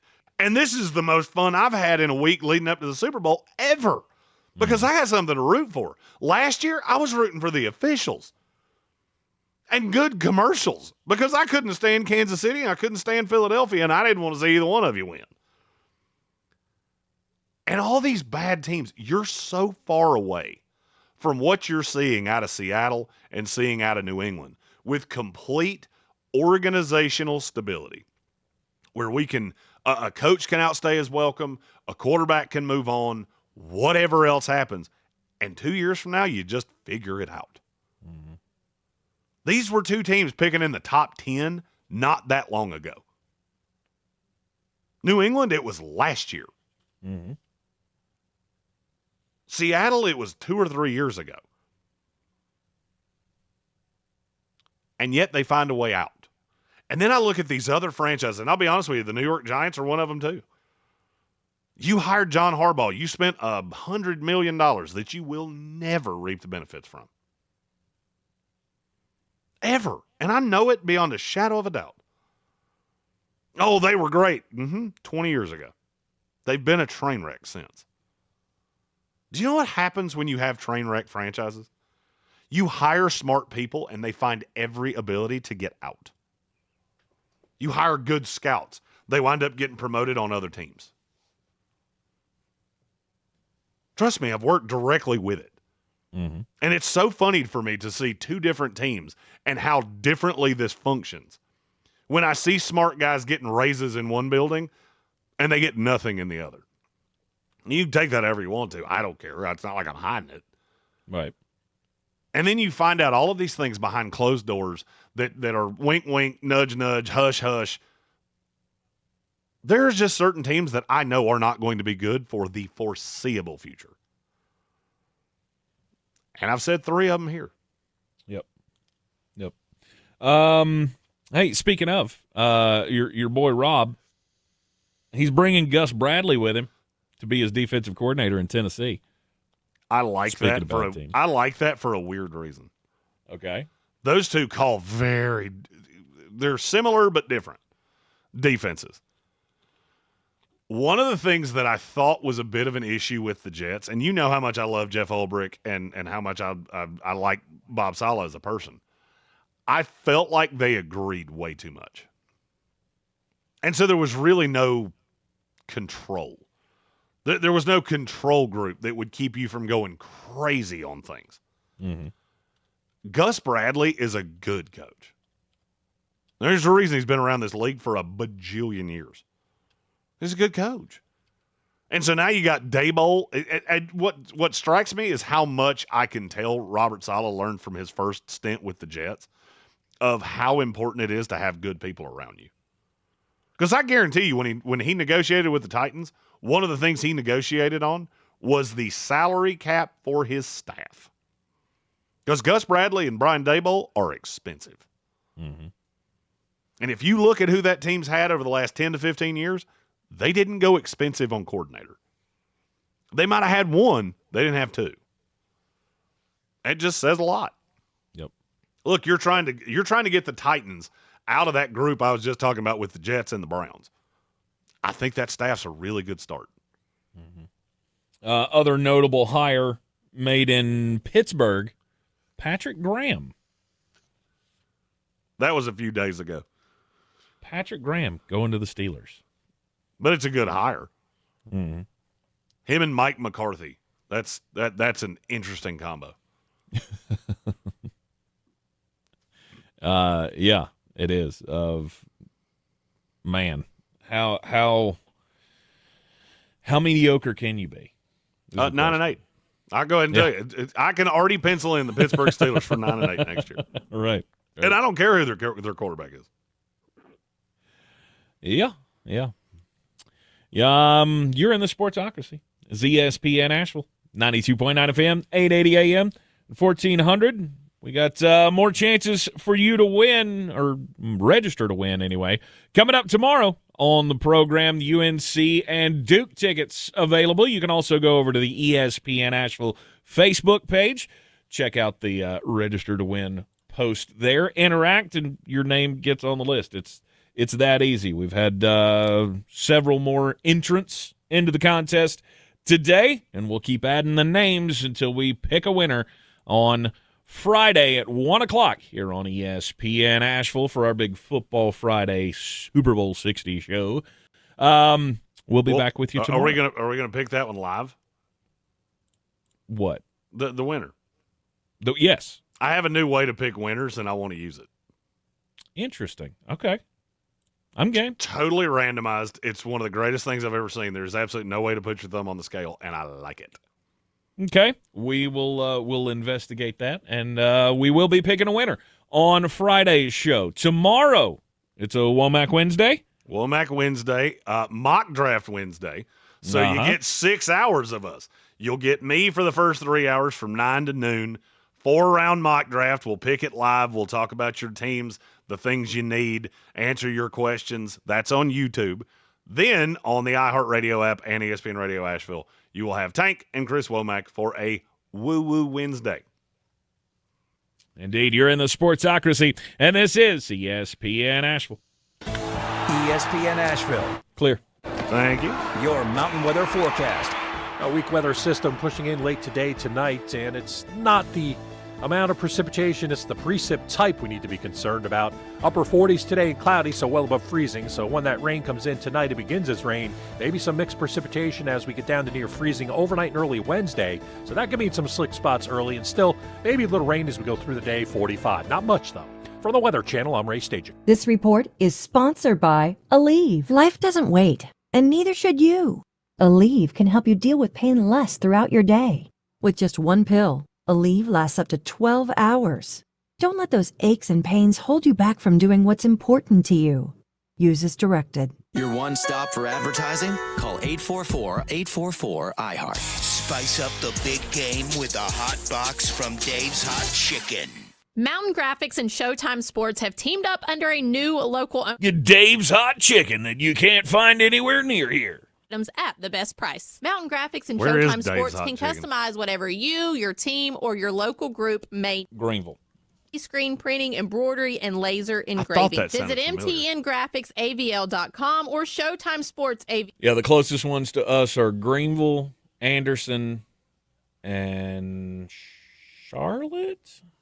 Apparel shops. Sure. I think that's right. I looked at the map yesterday or Monday. Yeah, I guess it was yesterday because I heard that commercial. And I was like, "What is that? What is Dave's Hot Chicken?" Parties, corporate gatherings, family reunions, Appalachian Motor Coach makes the ride part of the fun. Luxury seating, Dave's climate Hot Chicken. control, and none of the stress of parking or driving. Appalachian Motor Coach gets you there relaxed, on time, and ready for the party. For more information, visit them at AppalachianMotorCoach.com. Appalachian Motor Coach, the best memories start on the ride.